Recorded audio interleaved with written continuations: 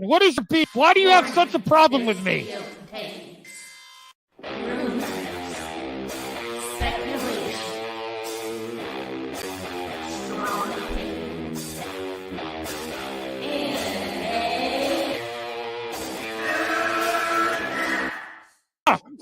Can we get the real Andy? I would prefer the real Andy. Oh, let's get the real Max. I'll take off my mask when you take off your mask, brother. Because who's your new favorite YouTuber, Ian, that wanted to be on the show with us? The Madman. The Madman. Mad Movie Man. Let's bring on Max Movies because he scares the living shit out of me. Hold on. Oh, wow. Mad Max says, I think you should apologize. Right? I'm sitting here in a goddamn torn down pool house. I don't even know who you pool house are. is torn apart. Okay, it's torn apart because I'm remodeling on my $70 webcam. Okay, I'm no better than you. I'm sorry, but don't you guys find it kind of creepy that a 40-year-old man To me, it's funny. He's a YouTuber. He wears a Dr. Doom mask. He interviewed Tommy in all of their videos because they're afraid to show their pale white face. I don't know. That seems a little suspicious to me. Yeah. Let me get Max in here. Oh no, ladies and gentlemen. Oh no. Oh no. I should never have allowed it to happen. I'm already regretting it. No, especially some dude just wearing a mask all the time screaming at the camera. Mad Max is here. Never thought I'd see you in my chat. Great costume drawing. Thanks. Rich, long time. Please take off your shirt and show us some saggy melon. Yeah! And please, with some Finnegan Fox enthusiasm, Yes! show us on the floor. Oh God, I see what you did there. You son. I like saggy melons. Oh, there you go. But like, it just hard at work. This is hard at work. You messed up now. Your boss? Saggy, hold on. Go get your boss. Go get your boss. At work. I need your clout. Chase it off of me, bro. I need your clout. Oh wow. I'm at work. You see, I'm working. I'm trying to get end ready. The night. Get ready for the live now. While I'm trying to get my. There's a reason for that. Get ready for the cancellation live in person. Get ready for the cancellation. Yeah, you are about to get canceled. You already know. Mom! Yes, honey? You happened again! Did you have your mask on? I always have my mask on. Oh, I'm not the one. I already told you. I was watching your other stream. You're like, I hope someone shows up. Listen, I'm backing down. I don't have. I can't take the melons. You don't want this. You don't want this. You don't. I don't know. You don't. I know you're stocking shelves. Oh wow, you're smoke. You do not want to mess with. See, the accusations were false. Someone said you're doing a lot of texting at work. And she's stalking. Do I text you at work, damn right? Because this is my job. No, my job while we're talking. So you know what you know what the reality is? She was texting watching YouTube, and then she's like, "I'm going live. I better stock shelves." Guest Tommy Telleriso. Telleriso. Oh my God! All right. Restart the stream. Restart. That's fine. Nice chatting with you. I'll see you guys later. Jeremy, I just reached 5K. Well, congratulations. Oh, thank you. It really doesn't matter. While you're here, if you'd like to consider memberships, it's only 99 cents. Rip away, my friend. Rip away. Because, man. Movie Madness Entertainment. Welcome. Welcome, everyone. I'm hosted again. The takeover is real. Dun dun dun. No, I had to go live now because this is such a big topic. Where's the clip? Where's the clip? Because it's this is legit. Breaking news.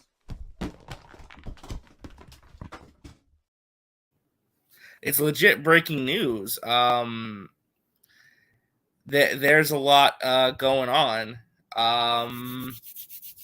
So, if you haven't heard, Deadline published an article talking about Comic-Con, talking about what you can expect to see at the event, kind of some predictions and stuff, sort of what we can expect to see from this. And within this article, there's a lot of juicy information in here, not just about DC, but about Marvel. But there is one big standout line in here. So we'll get to that in a second. So we're going to do some reading because I like to read. After 2 years without an in-person Comic-Con, fans are definitely holding out for the appearance of a few heroes. Fortunately, the ongoing pandemic and skepticism over whether the con will truly enforce mask protocols won't keep the newest Cape Crusaders from braving the annual Nerd Fest that kicks off Thursday in San Diego. Marvel shouldn't disappoint with sneak peeks of Black Panther, Wakanda Forever, and the upcoming She-Hulk Attorney at Law for Disney+, but it's not expected to shower Hall H with an embarrassment of riches like it did in 2019. Some sources believe Marvel is saving it all up for Disney's fan convention D23 during the second weekend of September, specifically in regards to new projects. There's still stuff we haven't seen, specifically the Fantastic Four reboot, Mahershala Ali and the Blade, Guardians of the Galaxy Volume 3, the Marvels, and the Mutants. So 2 big things in here, okay? One, obviously we know we're going to get our first trailer for Black Panther 2, probably a new trailer for She-Hulk. And again, they're going to save a lot for D23. That's to be expected, right? Interesting thing to note in here, Deadline is calling the Blade movie The Blade. So I guess their sources are telling them that's the title of the movie. The movie will be called The Blade. The Blade. It's funny how all the reboots will have the, or like the soft reboots, or yeah, the Fantastic Four, the Mutants, the Blade. I don't know. Blade. Yeah, It's and the the Mutants Blade, thing's interesting the too. vampire. Like, I don't think this is like they're replacing for an X-Men movie. I think it's going to be like the movie that introduces mutants in the MCU. I think Yeah. that's what it is. I don't like Honestly, if they. I would I'm not just be saying. I'm surprised just saying if they if- announce a movie called The Mutants, don't freak out. Just mean they're getting rid of the X-Men name. That's Right. not what that means. I honestly would not be surprised if it's like the main character is Jubilee or Kitty Pryde or Rogue. I don't think they're going to do Rogue as the main character anymore for mutants, honestly. I'd say do Jubilee, just like the cartoon. Start Yeah. with her discovering that she's a mutant, and then we go from there. Hi, Yeah. Matt. What's up? Not too much. It's are you ready to get rocks and tomatoes pelted at you? I think I'm going to have to wait and see if that happens. I think you're gonna get some rocks and tomatoes pelted at you, buddy. Or, But- well, we don't. Well, we're getting there. We're getting there. Yeah. So this is about the Marvel stuff. I mean, is there anything in here that shocks you, Jarbo? Black Panther 2, She-Hulk trailers, probably. No. And No. they're gonna save most of their new stuff for D23. That wouldn't surprise me. Honest to God, nothing they're going to do, nothing would surprise me at this point. Like, if they announce the Fantastic Four casting, not going to surprise me. If they don't announce James the Gunn Fantastic... is apparently teasing he might be attending the panel. Oh, he'll be there all day. Yeah. He'll be there for DC and he'll be there for Marvel. You think he's gonna be at the DC panel? 100%, dude. That's about theatrical, not streaming. They specified that they're Warner Brothers. I honestly think they'll at least have like everyone who is currently working with DC that can be there, like show up at the very end, and be like, "Oh, these are the people we're working with, yay!" Type of thing. Yeah. So moving on, this is the other big one. Here we go. Dwayne Johnson and the Warner Brothers theatrical session will serve as Marvel's opening act earlier in the day. So they're kicking off Saturday. They're going to be the first big panel of the day Saturday, with Black Adam and Shazam Fury of the Gods getting their much-deserved close-ups to the Hall H stage. Here we go, folks. There's also buzz that Henry Cavill will put in a surprise appearance to talk up more Superman. Holy crap. Okay, I will say this as well, is that this is big. That's it's big. But okay. I'm gonna downplay it a bit. No, you can't downplay this, man. I'm going to downplay it. I'm going to downplay it. It doesn't mean he's going to be there and say new Superman movie or it doesn't matter though. The fact that he's there is a big win, regardless. He could just go up on stage and say, I just farted, and that would be a big win for them. They just need him there. That's all they need. Well, what if he announces a new Superman? Like, what if he's like, I want to welcome up blah blah blah on the stage to take over the mantle of Superman? They're not going to have Henry Cavill come out there to give another actor the role of Superman. You don't know that. That's that's ridiculous, dude. No, you don't bring Henry. No. I'm sorry, but you do not bring out Henry Cavill on stage unless you're going to be in Black Adam. Like, I'm sorry, you don't do that. That's like what everybody wants. That's a bait and switch. It's a bait and switch. The crowd would revolt. The post-credit scene. At this point, Black Adam needs all the assistance it can get because it's a brand new character. Yeah, I think they would. I think they would. Not only would they spoil it, but they would say, "Here's what." Like they could announce Shazam versus Black Adam would be like Shazam's going to get some assistance. Superman's coming in. I mean, come on, like that just makes all the sense in the world. I'm just saying, like, you don't bring him out on stage if he's actually going to show up to talk Superman and he's not there to talk about fighting the Rock. I will take the half L. No, we're gonna throw rocks and tomatoes at you too. Because I did say that. Yeah, hold on, RJ. You've been on the side of you thinking he's not coming back, so you don't get to like pick up the hammer and pitchfork as well. So I'm not picking on. No, I'm just saying. Like, you're like, oh no, you said we're gonna throw rocks at you as well, sir. Oh yeah, RJ's like, hey guys, I got my torch, got my pitchfork. No, I haven't been over there. That's EJ. Yeah. No, listen. BJ. It's my idiot twin brother. Listen. I will gladly take a rock or tomato thrown at me too. That's fine. I'm just saying. Like, I'm not going to downplay this because this is big. This is a big deal. I mean, this is literally what we got going on now. Yeah. I'm going to take the L if Cavill is there, and if Cavill says I'm Superman, bitches. He's like, I'm Superman, bitches. Like, well, here's the thing, Tony. Like, they're not going to put like Deadline isn't like a typical fan website. Like, if they're genuinely hearing that there's buzz that he's going to show up and make a surprise appearance, and that actually has a lot of weight to it. How long ago was this article published? This article was posted at 9 a.m. So it's been a few hours. 4 hours? Four. Okay. Yeah. Well, real quick, I'll make my way through the rest of this real quick, and then we'll actually get into the Superman stuff. Just real quick. Keanu Reeves is making an appearance at the con to talk up his Berserker movie, where John Wick director Chad Stahelski is on a Collider director's panel as for the con. So it wouldn't come as a shock if some other surprise tease for Lionsgate John Wick Chapter 4 lurking around somewhere. Channel loves to surprise fans, and at the last in-person Comic-Con, Tom Cruise big-footed Paramount Sky Terminator Dark Fate panel to show off the first teaser of Top Gun Maverick. No Maverick appearance scheduled for this year. Paramount is promising an early look at Dungeons & Dragons, Honor Among Thieves. They talk about Teen Wolf and Teen Wolf the movie. A lot of TV stuff here. I mean, we don't really got to get all that. Game of Thrones, and they have like the schedule.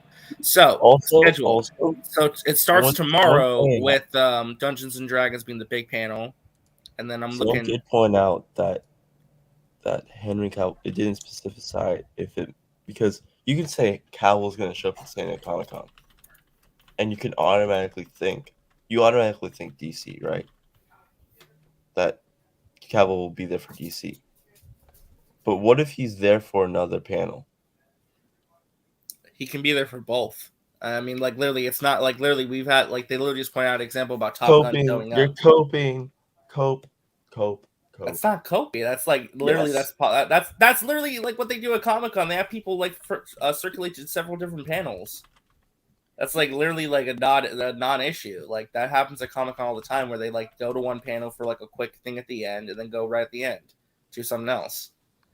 Like that happens all the time. This is nothing new. Like we know how Comic-Con works at this point. We're not new to the system here. Okay. Is The Witcher going to be at? Well, that's why I'm looking through this. That's why I'm looking through this schedule to kind of see where things line up. So Thursday we got Dungeons and Dragons, Teen Wolf, Marvel's Moon Girl and a Devil Dinosaur, which is a kid's cartoon. We got SpongeBob, we got Shatner, we got Beavis and Butthead, we got Harley Quinn Season 3 advanced screening. Friday, we got Rings of Power, Gremlins, the Marvel Studios animation panel, Genny Tartakovsky panel, Proud Family panel, Walking Dead, Bob's Burgers, the Berserker panel with Keanu Reeves, Dragon Ball Superhero, the movie panel, a Collider panel where they're going to be talking to Tim Miller, Andrew Stanton, Chad Stahelski, the world premiere of Green Lantern Beware My Power. There's no Witcher. That's already out though. It leaked. Sadly, it leaked online. It leaked out weeks early. Yeah, wow. I know. It kind of sucks. Saturday, here we go, because I know this is the big day. Saturday, we got Evil exclusive screening and panel, Cartoon Network panel, the Ghost and Molly McGee panel, Warner Brothers theatrical session with Black Adam and Shazam Fury of the Gods. It's at 10:15 a.m. Pacific Standard Time.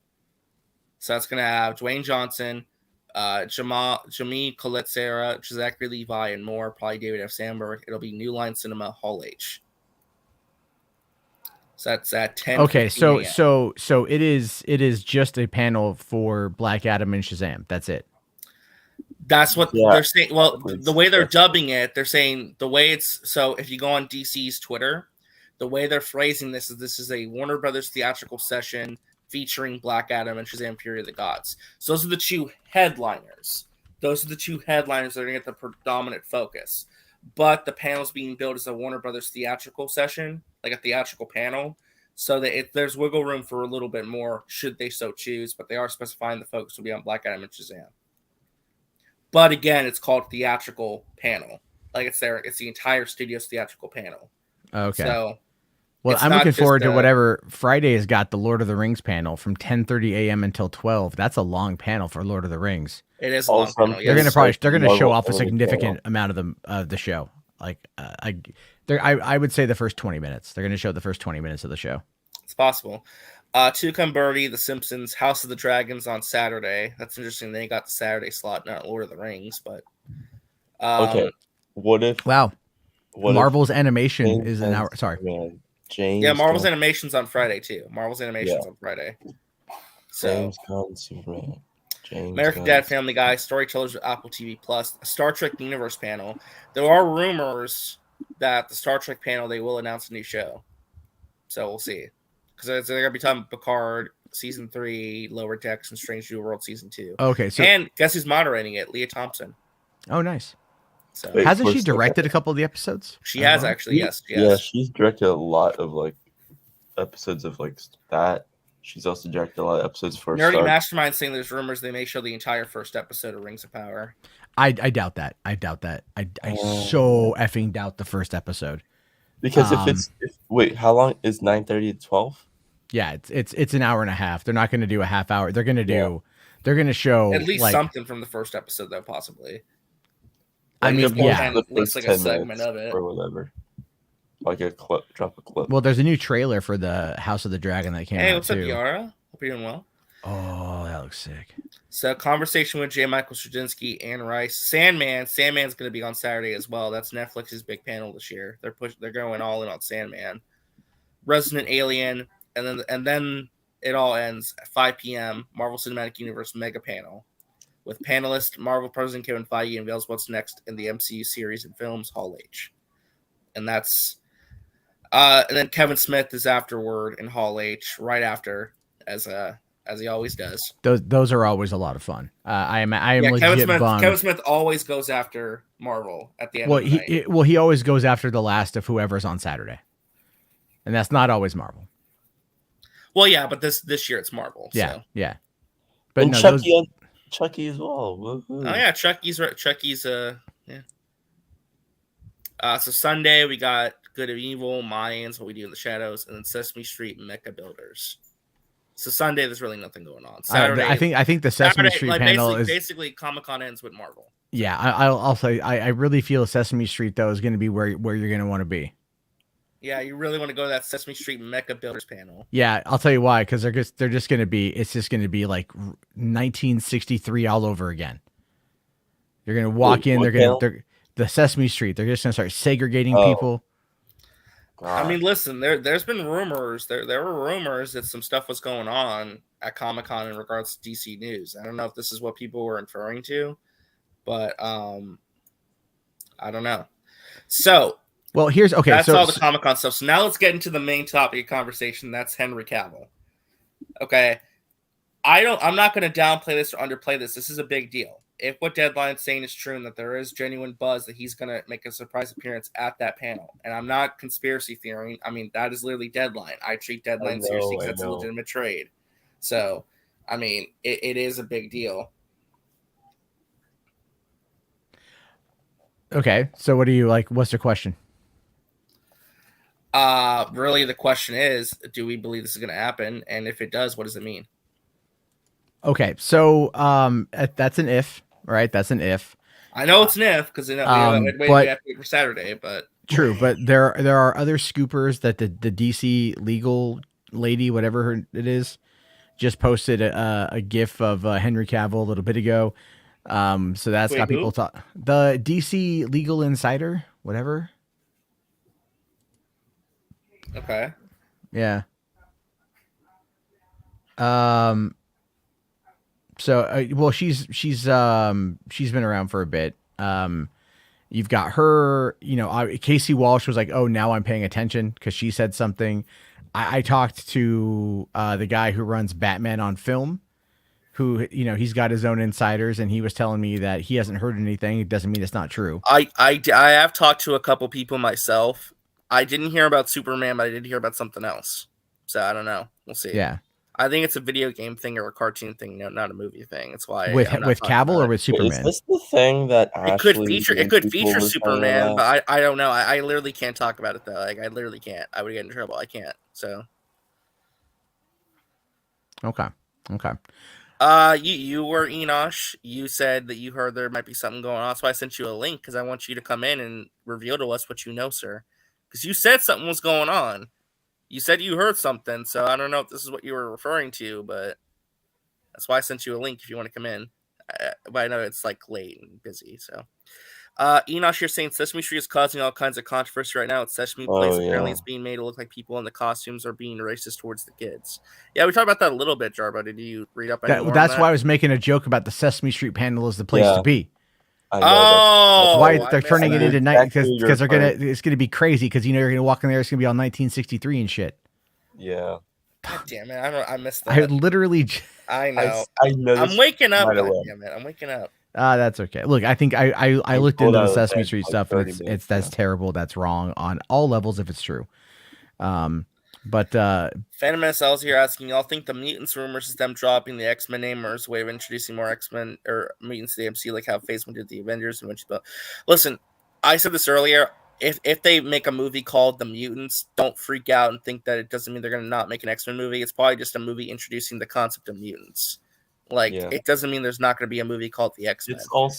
It's also recognizing and giving memorial to Stan Lee and Jack Kirby, who wanted to name X-Men The Mutants, but then X-Men is still the better name. I don't give a shit. Yeah, I'm sorry. Yeah, it's just saying like, hey, like we're gonna name the first movie this, and then they'll change it, obviously. Yeah. So what exactly? So the New Mutants. I haven't seen New Mutants, so I don't know. Well, okay, so I don't have a lot of time before I got to. No, I know. Yeah. No, I know. Well, I got a doctor's appointment. That's why. But, I would say that there are people downplaying the Cavill stuff, saying that could be other things, could be whatever. Look, if let's just break it down to the core idea here. If Henry Cavill shows up at Comic-Con, that's a good thing. All right, like make no mistake. Like I have been adamant that I think he's out. I've said exactly why I think he's out. The Rock, clearly they say that they're listening, and that's a good thing. So if they're listening to people, then they might try to make it work. And if The Rock and Danny Garcia can't flex their executive power to get Warner's to make a deal for Henry Cavill, then they suck at their job, and he should get new representation. But if they are able to pull it off and make it work, then that's good. Yeah, I mean, again, the hope is that something comes out of this. I'm of the belief that I think something's going to happen. I mean, listen, whether people want to admit it or not, every year at Comic-Con, Marvel and DC fight to see who wins Comic-Con. It's always a battle between who won Comic-Con, Marvel or DC. That's how it's been since the last 5 to 6 years. Sometimes DC would win, sometimes Marvel would win, right? I go back to when they dropped that trailer at Comic-Con for BVS, that amazing trailer. It was one of the best trailers ever made, right? Yeah. And then Marvel kind of didn't really do that much that year. They kind of just did some Age of Ultron stuff and some Ant-Man stuff, right? I mean, this happens. If DC wants to be competitive with Marvel this year, if they want to be competitive, getting Henry Cavill out there is one hell of a way to be competitive. Because I'm not going to sugarcoat this. If they have Henry Cavill come out and they announce that he's returning as Superman, either in Black Adam or Shazam 3 or in his own sequel or all three, DC might actually win Comic-Con this year. That'd be big. It will not be Man of Steel 2. I'm just saying, regardless, however he returns in any capacity, that's a big win for them. It definitely is. But the reason why I say it's not going to be Man of Steel 2 announcement is because this is a New Line panel.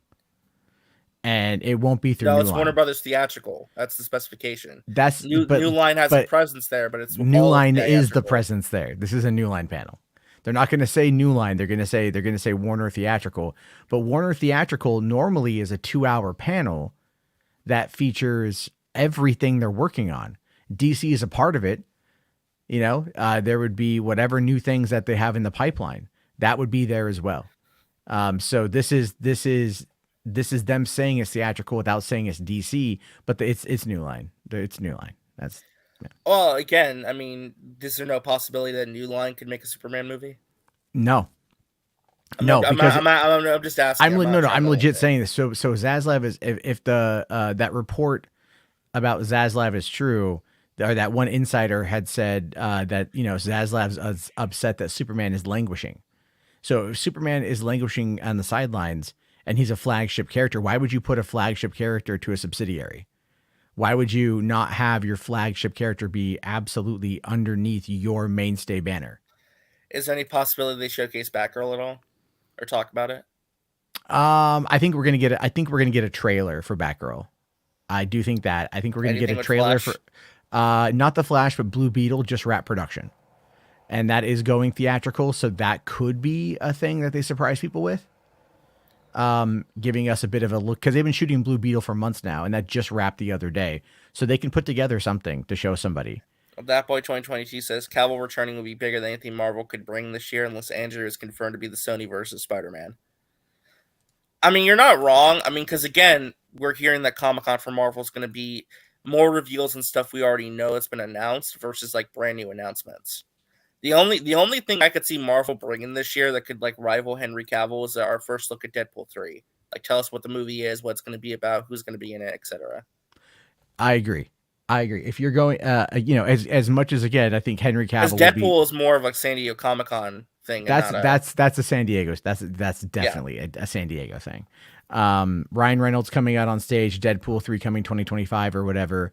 Would 100%. That. I think it could be 2024. 2020. Well, yeah, because what was it in? They already have their director. They have the director, and Rhett Reese and Paul Wernick are working on the script again, and yeah, they could have it. Yeah, I mean, because remember, they greenlit the movie in September of 2014 for a February 2016 release for the first movie. So they worked it around real quick, and I think they've been working on this one long enough.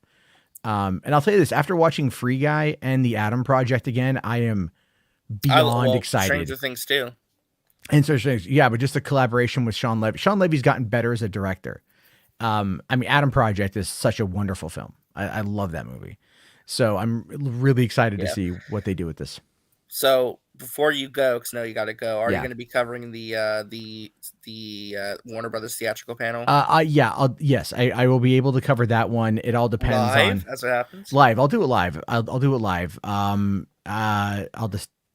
make that work, and we'll do it here. And then as for Marvel, I can't say if I will or won't be. It just depends on how busy the driving is. I'm gonna try and cover Marvel on the channel. So that'd probably be what literally my name is Marvel Maniac. I'm not covering it, Yeah, if anything, I'll just cover it when I get home and be like, all right, here's a wrap up, But I mean, again, these things are just kind of like, people look at them as they come, so it is what it is. But people want to get your take on it, so yeah. But I do have to dip. I gotta go check on my kids.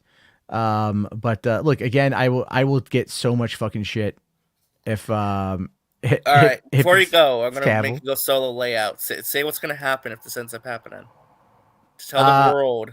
The world will be fine. The world will keep spinning. We'll keep dying off due to climate change and human pollution and mental health crisis and gun shootings and everything else. We're gonna keep moving forward as a country without any reasonable resolution to our problems. But hey, at least we're going to have good entertainment, some more good entertainment. We're not going to be stuck having to watch the subpar Justice League on cable television, and everything. And look, if we get Henry Cavill, that's cool. Will people be definitely coming at me? Oh yeah, dude, 100%. I made a TikTok I made a short about this thing today, and I even reference in it the whole TMZ article, and I reference that I'd be happy to be wrong. And but that's not going to matter, even though I've been very open about my thoughts on this for a very long time. So, all right. But oh yeah, real quick. Yeah. If Cavill does come back, that does not mean Zack Snyder is coming back. I think that needs to be the next, the reasonable expectation. Well, no, of course. I mean, I'm not anticipating like they're gonna bring Zack on stage either, but still getting Cavill back is a huge plus. Sure, because they need an anchor right now. They need an anchor. I can't see from where I'm at, but how many people are watching right now? The stream? Yeah. We have 71 people watching on Max's channel, about 21 watching mine. Fantastic. So there's almost 100 people here right now. Let me ask you guys a question, and then I'll go. And I want you to really think about this. I want you to ruminate on it. If Cavill goes over to being in Black Adam, is it really the Snyder versus Cavill?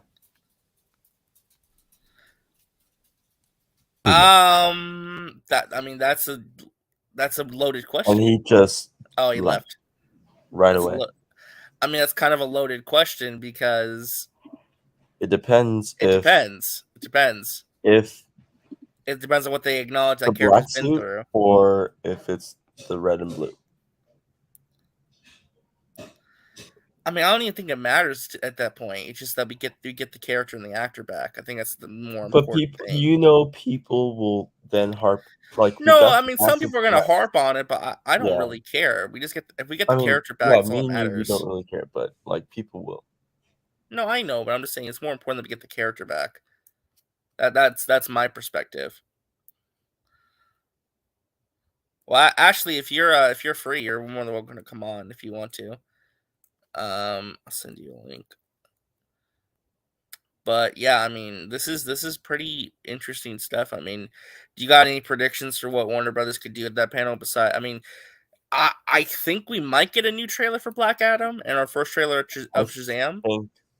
I honestly think I don't think we're gonna get I think we're gonna get like a TV spot teaser type thing for Black Adam. And then an actual oh my god, hallelujah, they fixed it. Final Fantasy VII Remake Integrate can now be claimed on PS Plus Extra, even if you claim Final Fantasy VII Remake PS Plus in the past. Thank God they fixed it. Thank God.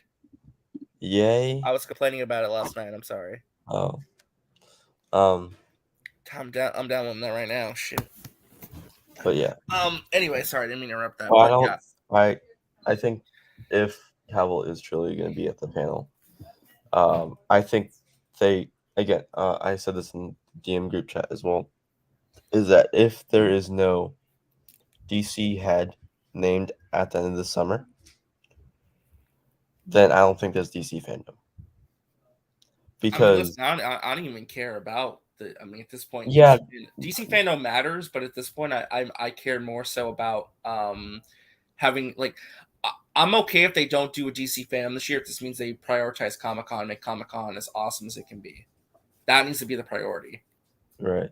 But I think because of that, because you have to think how much it goes into planning Hey Ashley, what's up? Hey Ashley. How are you guys? Good. Listen. I have to go on camera real quick. I'm just so happy with this. Sightings. I'll say that sightings. I was so pissed off, and I can actually download it. It actually works now. What is that? So happy. That's Final Fantasy VII Remake Integrate. Oh, because the licensing issue pissed me off, and I couldn't download it. And they finally listened to the complaints and they fixed it. I'm just really happy about that. So. Yay. That's cool. Look at you. I know. So anyway, how are you feeling about all this news? Excited, and I heard there's it's exciting. So yeah, he's there. Oh yeah, there's just a lot going on. Whew. So he's gonna be there apparently. So that's what I heard. And then the thing dropped. So I think he's definitely going to be there. I mean, yeah. I mean, you have any I'm predictions? still I'm curious about the other thing. Huh? You have any predictions? What else you think could happen at Comic-Con? I don't know. Like the predictions wise, I'm curious with the Marvel stuff. It's going to be 2 hours, but they keep telling us it's just Black Panther stuff and She-Hulk. So something else has got to go on there, right? Unless they're, I wonder But what I else. can already see the headlines if they really truly only talk about Black Panther and She-Hulk. It's going to be like something like Marvel didn't reveal anything and trades haven't reported. Is the magic over? Like some thing like that. Just maybe you might get some cool video game news, maybe. Possibly. Maybe. Yeah. I mean, that'd be nice. For a specific company with a specific character. With a specific maybe. Maybe. I mean, you that's never just, know. right. I mean, that's just kind of the thing. It's just like, yeah. I'm keeping my expectations for Marvel low because they have 2 events. They don't have to worry about doing everything at Comic-Con. Like they can spread the love a bit to where it's like, yeah, we'll see. Do what you need. The biggest thing I think that they're probably gonna. I think Deadpool 3 is like a lock. Honestly, I think that could be. I think that they're gonna announce it. Yeah. I mean, I would be shocked if they didn't. I really would. I mean, why wouldn't you? Right? I mean, just go for it, right? Oh, hello, Dark. Dark Lineal asking, Widow, my lady, can I ask you, do you think that all the Snyder Cult should be hung by the ball sack and beaten with cricket bats like a pinata? Do you think they should stop breeding? Oh, God. Well, tonight, at midnight Eastern Standard Time, I might answer that question for you. We're going to talk about. Oh, geez. That's a tease. The name of the stream is What We Tell Y'all, Zack Snyder, and How We Weaponize a Fandom. So we're going to do that tonight. That's the plan. We're going to do that. So we'll talk. Hell yeah. Yeah. And see and we'll see what we think, right? All right. Hey, listen, man. Henry Cavill being at their panel on Saturday, that'd be a big win for them. I mean, that would almost win Comic-Con in a lot of ways, because I said earlier, it's always a competition every year. Yeah, it is. Marvel It and is. DC. It is. It's always been like this since the dawn of Hall H. But it's like, what can Marvel do to top that? I mean, if you're gonna top it, then you have to. It had to be X-Men. You gotta give us something mutant related. It has to be mutants. It has to be like you have to give us like an amazing director announcement, But I think that DC might win the day. And listen, they need it. They need the win. Yeah, they do need it. They need the win. So. We can give them a win here and there, right, RJ? Yeah, no, ain't nothing wrong with them getting a win. Yeah, and I really hope Henry Cavill's back. I really do, because he needs to be Superman, in my opinion. Wade Wilson kidnaps Hugh Jackman, the actor, in a road trip movie for Deadpool 3 would be awesome. That would actually be kind of funny if Hugh Jackman played Hugh Jackman in Deadpool 3. That would be great. I would not mind that at all. Yeah, I mean, the roadmap for Phase 5, I don't think it's coming until D23. So I don't think. I mean, listen, that'd be great. Yeah, it'll probably be like they'll or at least if half anything, of it, or at least like a they'll little do the map where they'll show the dates, and tease probably like one of the projects, like Blade, and then be like D23 as well. We'll be having officially announced everything else. Yeah, because they can't. Rossi saying, have the Daniels announced their next project? No, I do not believe they have. Not yet. I could see them jumping to Marvel potentially. It's not impossible. I want some Wonder Woman 3 news. How come we got more news on Batgirl and Blue Beetle, but not the so-called First Lady of DC? Because Wonder Woman 3 is kind of like it's kind of still in development. They're still Patty Jenkins has been busy. So I hear that the script is not doing so well. I can't wait. Yeah, I want to know about Henry Cavill. Henry Cavill should be Storm. Oh my god. Oh my god. Oh god. Never. Right. Marvel doesn't need to win Comic-Con. They'll have D23 and already have a functioning. Well, Yeah. yeah, that's true. Exactly. Like, they don't need to win Comic-Con this year, and that's fine. Like they're But okay. I- Like yeah. they're still gonna have cool stuff, but they don't need to get like a giant win. Like I'm telling you this though, if Henry Cavill shows up at that panel and they announce anything related to him appearing in more movies, like we see his face, they win. They win automatically. They win. Like unless Marvel again does something so incredible that no one sees coming, like Unless something we that's, have shoot, like the biggest director of all time, or the entire unless they do the entire cast of Fantastic Four, they announce an X-Men movie of some kind, or they cast an X-Man. They're not going to win. They're just like, you know what? We're gonna take 2 or 3 of our announcements at D23 and put them here now. I mean, listen, that happens sometimes though. That does happen. I believe that they do respond to DC sometimes, and they move some stuff around to like make sure like they end Comic-Con. Oh yeah, Kevin Feige likes to play chess, so I mean, yeah.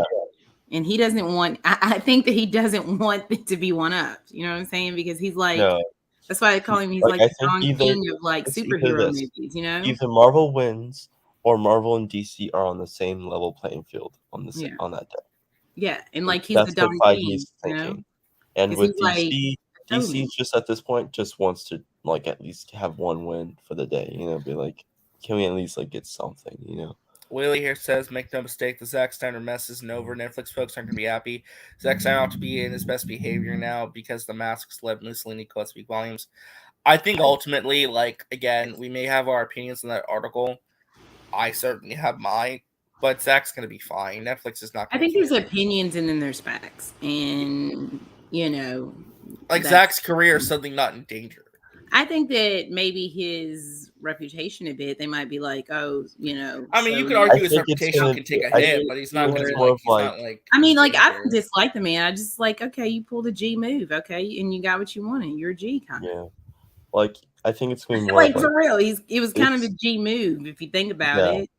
Yeah, I mean, G move in the way of it also being illegal, but like. He's a gangster. I'm telling you. That's what I'm saying. He's Grossi a G. here saying Kevin Smith is relaunch. What Kevin Smith is relaunching Batman the Animated Series with Paul Dini for HBO Max.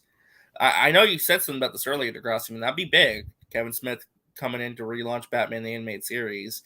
So, I mean, that would be interesting, especially with Paul Dini involved. I've heard that. Yeah, that's happening. Cavill's going to show up as Captain Britain. Can you imagine if Cavill does show up at Comic-Con at the Marvel panel? Oh my god, that would be that'd be that'd be the gut. How punch, many man. L's can one company take? That would be horrible. Yeah, listen, I don't no. As much as I would be like, yay, I would really that would make me sad for Warner Brothers and DC. At that point, it's just like embarrassing if that happened. But I don't think that's gonna happen. You know. Yeah. Well, he's coming back as Superman. Most definitely. Yeah. Gangsters have short lives. Wow. Oh. Yeah. Well, David Ayer said that he has lived quite a lot. And if that's the person that's teaching Snyder everything, then that's funny. Yeah, I know. Like, but we'll see. We will see. Yeah. So I'm waiting for Anthony to get here. I thought I sent Anthony a link. He's late. Where are you, Anthony? He said link and he's not here. I know. It's wow. shocking. Typically, he gets here really quickly. He's the gangster too. He's like, whoa, that's kind of whoa. No, RJ, shut up. Oh my god. And there he is. There he is. Hello? Yo, I'm sorry, I was on the phone call. You sound like every time you talk, you always sound like you're smiling. I swear to God. No. Doesn't he? Yeah, like it sounds like he has either like a medium-sized smile or a huge smile on his face. Yeah. I mean, I understand because this is a big. No, I mean, I've been like, I love Henry as Superman. I love Christopher Reeve. Don't get me wrong. I think he's my second favorite Superman. Just I want to see him back. I know those reshoots, people didn't like his Superman after that, and Man of Steel. But I love Man of Steel. I want to see him back. And The Rock. I mean, I don't want to say it, but he's kind of the blueprint. for the future of DC going forward. So I just want to see him back. I hope he show up this week Comic-Con and stuff. That would be dope. No, I mean,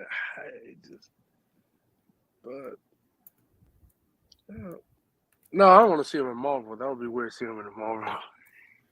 You don't want to see him as Captain Britain? Oh, it'll be cool, but I don't think he will. I feel like he could do an X-Men character, not like Captain Britain. But if you want to do Captain Britain, I'll be up for it. Like as a series or movie, means you get him paid like $10 million per episode for The Witcher. So, like, I'll be up for that. Right. How do you guys feel about Blade's reboot being called The Blade? What is that? The Blade. No, because he's the Blade. No, that doesn't make sense. What did you just? You started off and call it the Blade. That's Blade. what That's what Deadline's they call calling the it. movie. The Blade. No, I'm sorry. Just call it Blade. That's it. I don't think it'll be the Blade though.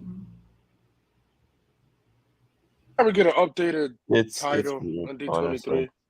They were like, Deadline was like, The Blade. I'm like, okay. Why about you call it the vampire something? Like, well, no, like the Blade. No, Marvel. No, That better not be the Blade.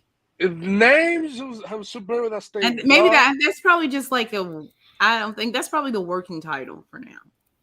Yeah, but like the Blade, the Yeah. Avengers, Blade. the Avengers The work Blade. for the Blade. It's gonna be DA, yeah, just like Anthony. The Avengers. The Deadpool. They're going to call it the Deadpool. The Blade. The It's Blade. The Blade. The Blade. Let's make it. So this is a popped up. We get our first look at Marvel at San Diego Comic-Con's Disney Plus booth, which will feature MCU themed backgrounds for fans to take pictures of. For Moon Knight, She-Hulk, and Miss Marvel. Why are they dropping one episode She-Hulk? Why Disney? They always Why? do one episode because They that way did two for WandaVision. WandaVision, we got the. We got the two. one. They were gonna Well, do maybe there's a 3. reason. Maybe episode 1 ends on like a big Oh, it's reveal. because wanna... they don't want it to overlap with Andor. So I Probably. think that's the reason they're dropping one episode. But then Andor coming out August 31st for the first 2 episodes, I believe. Or one, I think. Let's say something like that. I don't know. Like, I guess whatever. Like, you have 9 episodes. You could at least release the first 2 episodes, and that's it. It's whatever. Well, like the thing But it's is, 30 minutes per WandaVision was episode. categorized as a 30-minute episode series, and like it was like there was 45-minute episodes, and it was 9 episodes. There was like 2 45-minute episodes. There was 1 episode that was really 30 minutes, and then like it was like 35. Like.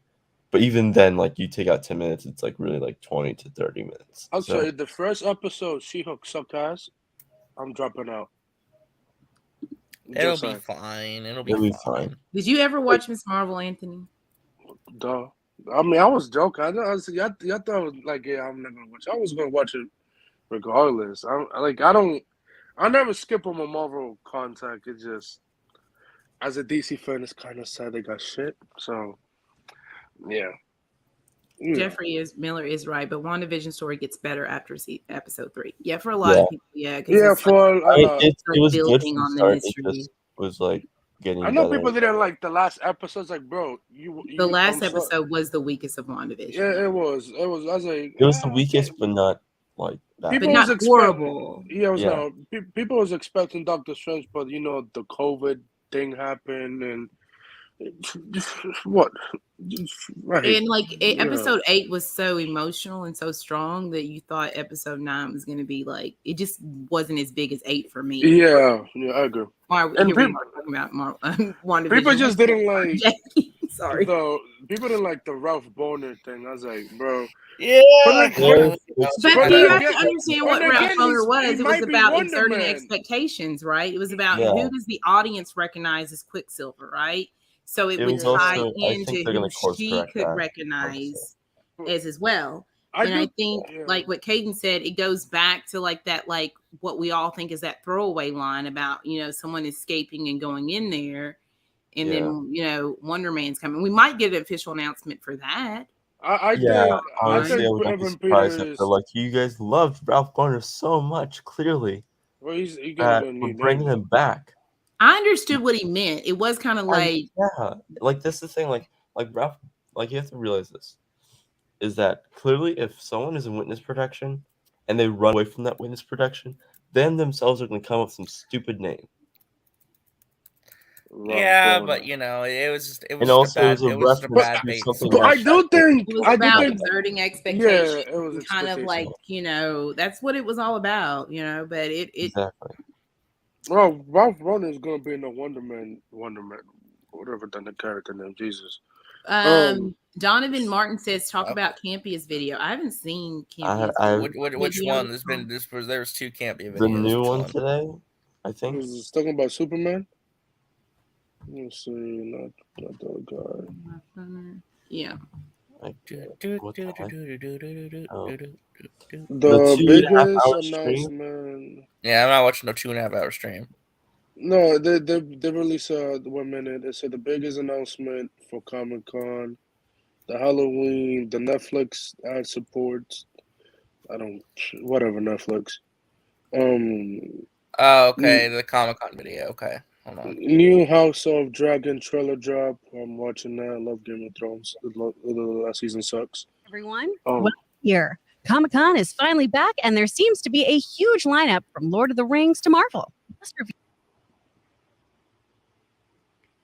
Reveals and announcements might be made at the event this year. I promise I won't hold you to anything you say. I just really want to hear your guesses. Thanks. All right. Thanks a lot for that. And yeah, it is funny. When we made the decision not to go and I canceled our panel at Comic-Con this year, there really wasn't anything going on at Comic-Con. Within about 10 days of that, everything got announced. We're going to Comic-Con. So Ray laments every day, why aren't we going? It's like, yeah, they announced some stuff even the day after. So what are going to be some things? Okay, look, we don't know for certain, but you're right. It's now here. Comic-Con is launched. People are down in San Diego as we speak. I might actually run down there for an evening. It's only an hour and a half away. And we got some big stuff coming. So there's a few things I want to cover that I'm going to give you some ideas about what I think they are going to announce and what might happen. And then I'm going to go a little bit on a ledge with a couple of things about let me get into the speculation here. But okay, so let's jump into the Campy Classroom. He knows something. I think he knows something. Let's start with this. Let's start with the good people at the Lord of the Rings. So we're talking about the Rings of Power, right? Yeah, I think for them, the big thing is going to be trailer. I think what Game of Thrones gave us today, I think they give us on Thursday? Friday. I think they're going to give us on Friday. Friday is the Lord of the Rings panel. I think they're going to give us, first of all, I believe it's like an hour-long panel.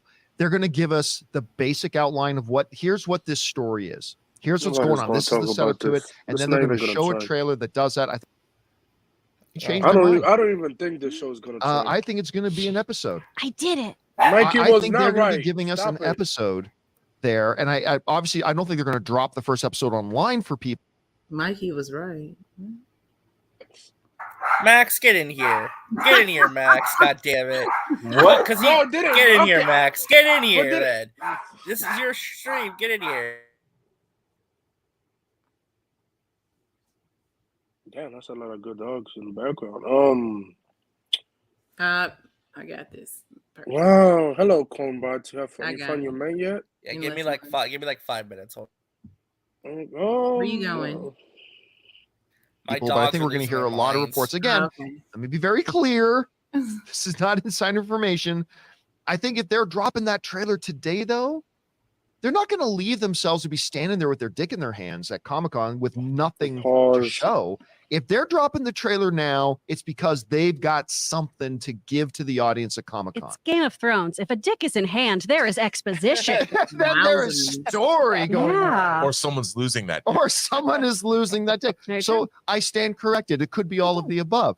Like the So stream, there we guys. go with that. So I think that's going to be House of Dragon. All right, let's go to DC now. All right, here we go. I've been telling people Henry Cavill. Come on, bro. for Okay, month here now? we go. Hold on. Look at Bro, look at this bro, clown. walking out. Look at this clown right here. He's here. He's not talking. Look at this clown. He's Hashtag Mikey was silence. right. Working now. There's 81 people watching and only 30 likes. What the wow? Damn. Hashtag Mikey was right. Well, I didn't even watch. I wouldn't watch. Oh my god. Oh my god. You need to know. Cavill verse. Restore the Cavill verse. Is that what's happening? Deadline I don't know. Deadline put in their article today that there's buzz that Henry Cavill will make a surprise appearance on Saturday at the Black Adam. Woo! It's going to be for Marvel, Max. I thought Mikey and Sil were wrong. Actually, they said they didn't think he was going to make an appearance at Comic-Con, so they don't get credit for it.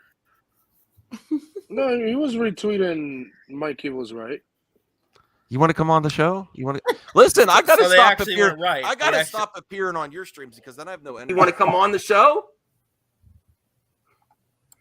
You want to come on? Do you want to come on then? Do you want to come on? Do you want to come on? Do you want to come on? If anyone wants to come on, do you want to come on?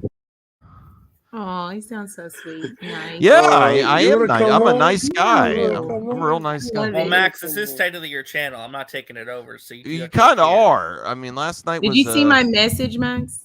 Oh yes. Can I actually float an idea with you? Yeah. Because we have Tyler, where we may have a guest. I thought it would be also cool not only to cover his comic, but the state of Black characters in the comic industry. Sure. And we could talk about even like the recast T'Challa.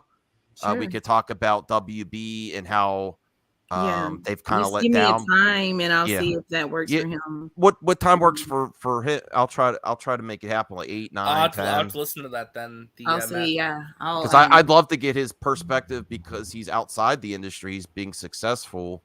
He's Yeah. independent. And there's a lot of movements on the recast T'Challa.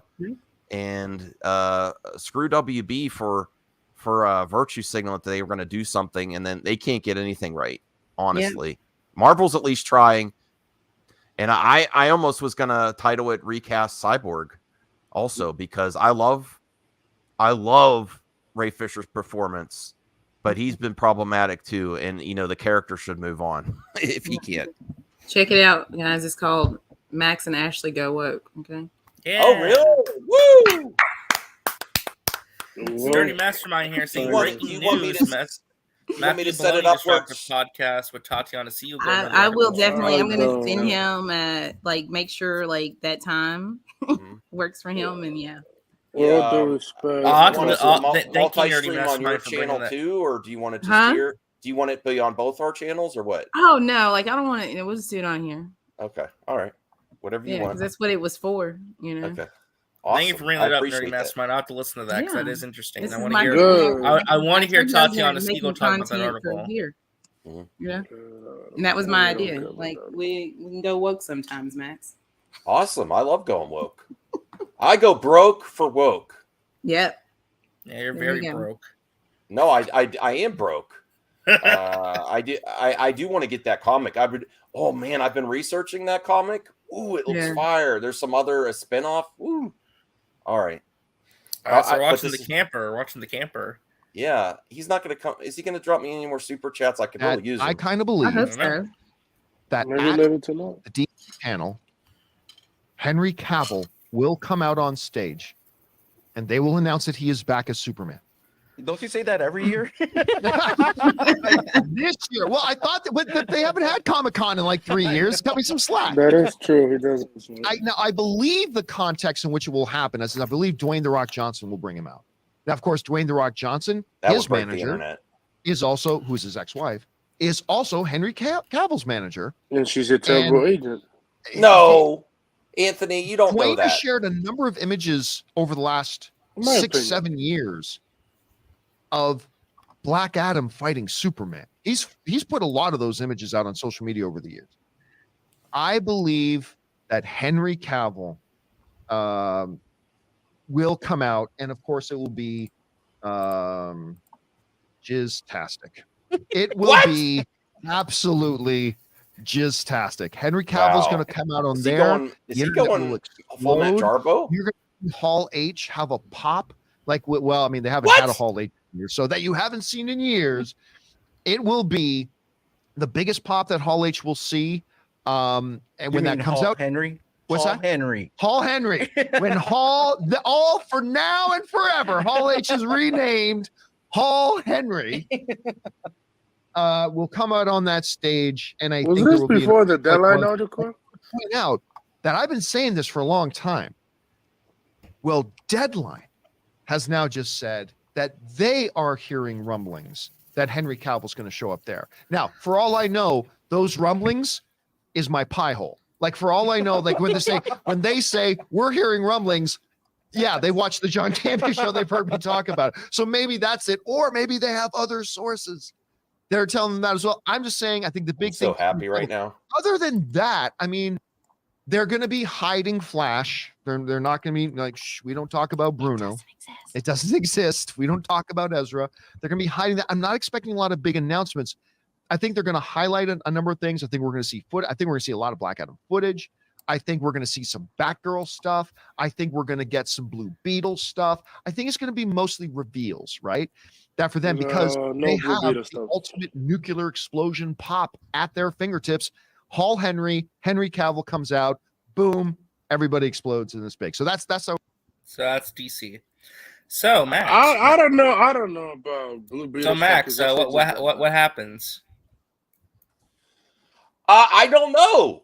This is why I do Scoop Wars. Different, even Mikey and Sil haven't heard anything. So if it does happen, I'm going to start to trust. I'm going to start to really question. Like, they did say Cavill is going to be in Black Adam, or Cavill's kind of, he is not just a lame. You do realize cameo. this doesn't mean that Zach's coming back, though, right? I didn't say. Did you not? Did I stump? No. You and Brian put words in my mouth. Listen, Cavill can return. Cavill can return without that coming back. I think elements of Zach's world can return. Yes, but he will not return. Right. In some ways and capacity. Or if I've been told in her. Yeah, right. Or if he never even comes back to directing in DC, but is still involved, he could produce or whatever. But that's he just be a producer. Because honestly, he's things that still come out, he has his name on. But I don't know. I don't know. I don't think that I don't know. I'm not suggesting he's coming back. It So doesn't. thank you, Caden, for sharing this. We're actually going to listen to this for a second. This is actually Tatiana Siegel talking about the article she wrote, because I want to hear from her own words what she said about this. So let's listen in for just a second. What's up, everybody? Are you tuning in to the Challenge USA on CBS? Well, music. Gosh, this is cringe. I don't trust Caden with copyrighted stuff, because I got a big warning on YouTube the last time he played. I'm gonna let's play it now. The Marvel from the Marvel show where they talked from that clip from Loki. That was Anthony. No, Anthony. That wasn't. No, that was Caden. Don't. I'm sorry. I apologize, Caden. I take the L. I don't even know who that was, honestly. I take the L, and then that was Anthony. This is not going to get you a copyright. I remember him saying that. No, I know. There's no proof of me. You can't. There's proof.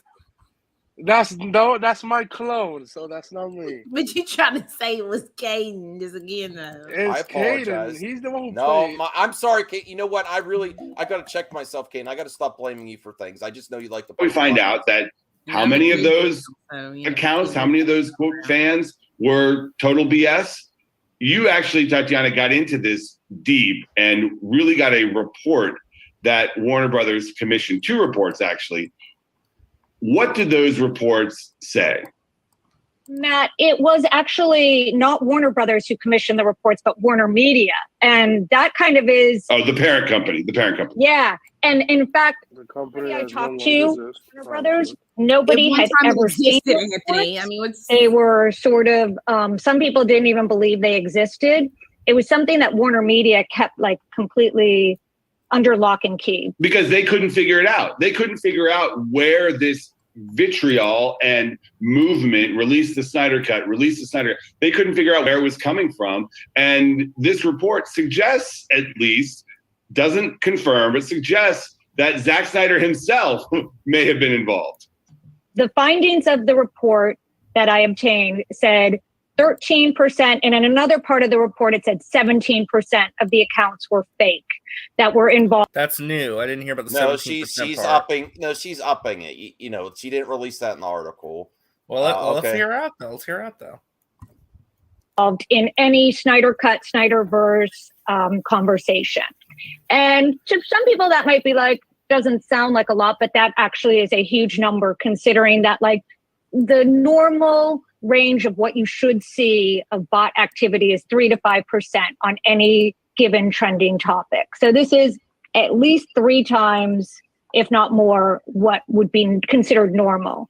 And if you're talking 1 million tweets for, you know, any one hashtag on a given day, which happened in the release of Snyder Cut fandom movement, that's what, 130,000, you know, it's a lot of well, and the point is that can seed a movement. You know, once you have that kind of bot activity out there trying to create trending topics, creating, you know, fan armies that do then become real people getting involved. Yeah. And I think that is that's what we had here, because, you know, it was unbelievable. I would tweet things about Warner Brothers, and then all of a sudden I'd have 5 people responding, what you really should be writing about is release the Snyder Cut. Oh yeah, I got the same thing. And that's actually, I remember when I was doing the Kevin Shujihara reporting, there would be like, it struck me as odd at the time that in the comments, there would be things like, now do this executive, and then hashtag release the Snyder Cut. And I was like, oh, okay. That's kind of random that these fans seem to be, you know, involved and invested in this topic, but okay. So what evidence do you have that directly indicates Zack Snyder, the filmmaker of the Justice League, was involved in creating this internet wave to get Warner Brothers to spend almost 9 figures on his Snyder Cut? So I have a very good source who says that Zack, back in 2016, hired a digital media company to help juice the fan engagement. And it was because at that point in time, Batman versus Superman had been savaged by critics and also by the DC fandom, which really rejected the film and was very vocal about it online. He denies this, but that he ever engaged a company. Now, by the way, that is not probably totally nefarious to do to engage a digital, but it's uncommon. I can't find another example of a director doing this. Damage control based on what was happening to him. That's really interesting. That's interesting. That's not crazy to do. I'm sorry. That's not. But no other director does that though. They reach out to some kind of ad firm to like get positive buzz. I'm not gonna play down the reaction to Batman vs Superman. He was getting savaged everywhere. The reaction was crazy. I remember that. I remember it wasn't just the audiences and it wasn't just the critics. The audience rejected it too a little bit. That's why it had a 70% drop in the second weekend. Oh yeah, there was. I remember. But again, I blame the studio for that a lot because they cut out 30 minutes. So I'll tell you what. This was the first event of many, and this is the first time. And then the next big event was Last Jedi that was so divisive, and now everything is that. So we've progressively got that. Deceptive that he hires a company to come in and do this, and even at that time around the BVS, you think it's all organic engagement, and then we find I didn't say it's all. I'm asking you, do you think that these are deceptive tactics? To hire a firm to investigate engagement when you're No. He hired a firm to help him increase, to help him kind of like put out some marketing stuff and help him do some things to get more positive engagement. Try and like do damage control for the theatrical release. Exactly. No, this has become a must do, and when you have a big event in social media, when you make your money in entertainment. And I think this was one of the. But why are you not? But he wasn't transparent. So do you not believe he wasn't transparent about it, and he was the only one doing it? So, if it would be deceptive to me if there's proof that he bought the bots. Yeah, well, let's listen in. That would be deceptive. But hiring a studio to market, And he started his career in marketing too, in commercials and marketing. Yeah, he has a background of this. Well, let's just listen more and see what he has to say. Well, it's not uncommon for studios to do this. I mean, that's sort of part of the marketing campaign. We saw it with Minions. We saw it with all these other big studio tentpoles where they do engage agencies to help manage or stoke the conversation online. But this is a filmmaker going rogue in many cases against his own studio to try to bully them into something, allegedly. Yes. And so then for SnyderCut.com, which becomes the sort of hub of the Snyderverse movement, it begins, or it's registered back in 2017. It's unknown who registered it because whoever registered it did it anonymously under Privacy Protect service. And at some point that service lapsed, maybe somebody didn't pay the credit card, whatever. And you can see, or I was able to see, that it was a particular person who owned the domain. This person is not listed on the website. This person happens to have an ad agency called myagency.com. And that agency is now defunct, but if you go back to the archived version of its website, it touts such services as providing cheap, instant avatar traffic to your movement. So, I mean, it's possible there was somebody else who had the means to hire, an expensive agency to do this, but that's kind of where it looks suspect. Does the website also say Batman versus Superman Forever? No, it does not. But past clients include. Yeah, it's fascinating to me because this is a new front in what is a long battle. A lot of films. Huh? Did you skip something? No, I did not. No. She was like in the middle of a sentence, like the previous clients were, and then and he just went to. No, I think it was a joke. I don't think it was. Filmmakers will, throughout Hollywood history, will take to the community and stoke little conversations about what the Warner Brothers or Universal or whatever studios should be doing. They will go out and do interviews to kind of get their fans on their side to try to pressure a studio into doing a sequel. And there's a long history of this. But now we've got this internet-enabled, algorithmically amplified bot army that can be deployed. We saw it in the Amber Heard versus Johnny Depp case, where there was very strong evidence that at least some of these bots were stoked by the Johnny Depp side or people that are close to him. And that was never confirmed, but it's something that's now out there. And I talk to lawyers and marketing people and say, yeah, this is part of the game now. And if I'm someone like Michael Bay or, Jordan Peele's got a movie this weekend where, if the critics aren't there for you, maybe you just take matters into your own hands. I think this is becoming a trend in people in the industry. Now, where I would be concerned with Zach himself is if there's evidence that he said use bots or something, or the ad agencies. What I'm thinking is, my opinion, this is just an opinion, is that ad agencies, to become successful, they do underhanded things. That's my opinion. Now, you might think Zach did. Who fitted the bill for them? Yeah, you don't. Yeah, but is Zach responsible if they ad do something? agency? You just don't go up to a director. You go to the studio and say, "I would like to be your ad agency for this movie." Okay, you don't go to a director. If anything, the director will come to you to pitch it to the studio. This is a great conversation. Is a person responsible if they hire a company? If they are responsible if they do something underhanded? And they hide it. They hide it. They know about it. Hold on, though. Like the thing that's maybe concerning is that he may have hired this ad agency without the studio's knowledge. That I think is the weird thing, where he did this all on his own volition. You're allowed to hire companies for promoting your product. But it's not his job. It's not his job. It's not. That's what the studio does. The studio takes care of that. The studio handles the marketing for you. There's nothing illegal about it unless he knowingly participated or said do these underhanded practices. Now, what my opinion is that with the industry right now, I think a lot of agencies and a lot of people online do underhanded stuff to make profits and to become successful. Now, if there's a direct link that he knew about it and covered it up, then yeah, I will disavow that.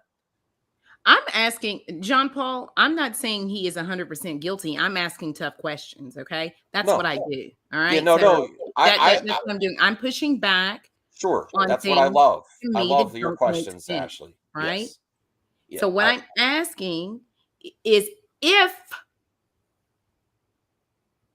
he employed these specific tactics, the studio is not aware, and I'm not saying that there wasn't fans behind it, but if you are out here making it seem like it's all organic engagement, isn't some of the guilt and the earnest on you? Because you are deceiving people, right? To make things look like it's all just the fans, that there was no one behind it, right? I'm just saying, if you did this once, right? How is it out of the realm of possibility that this was done again? When you look at a pattern of behavior. Yeah. I mean, once, like, again, like, he clearly, again, this is a thing where, you know, the studio handles the marketing for you.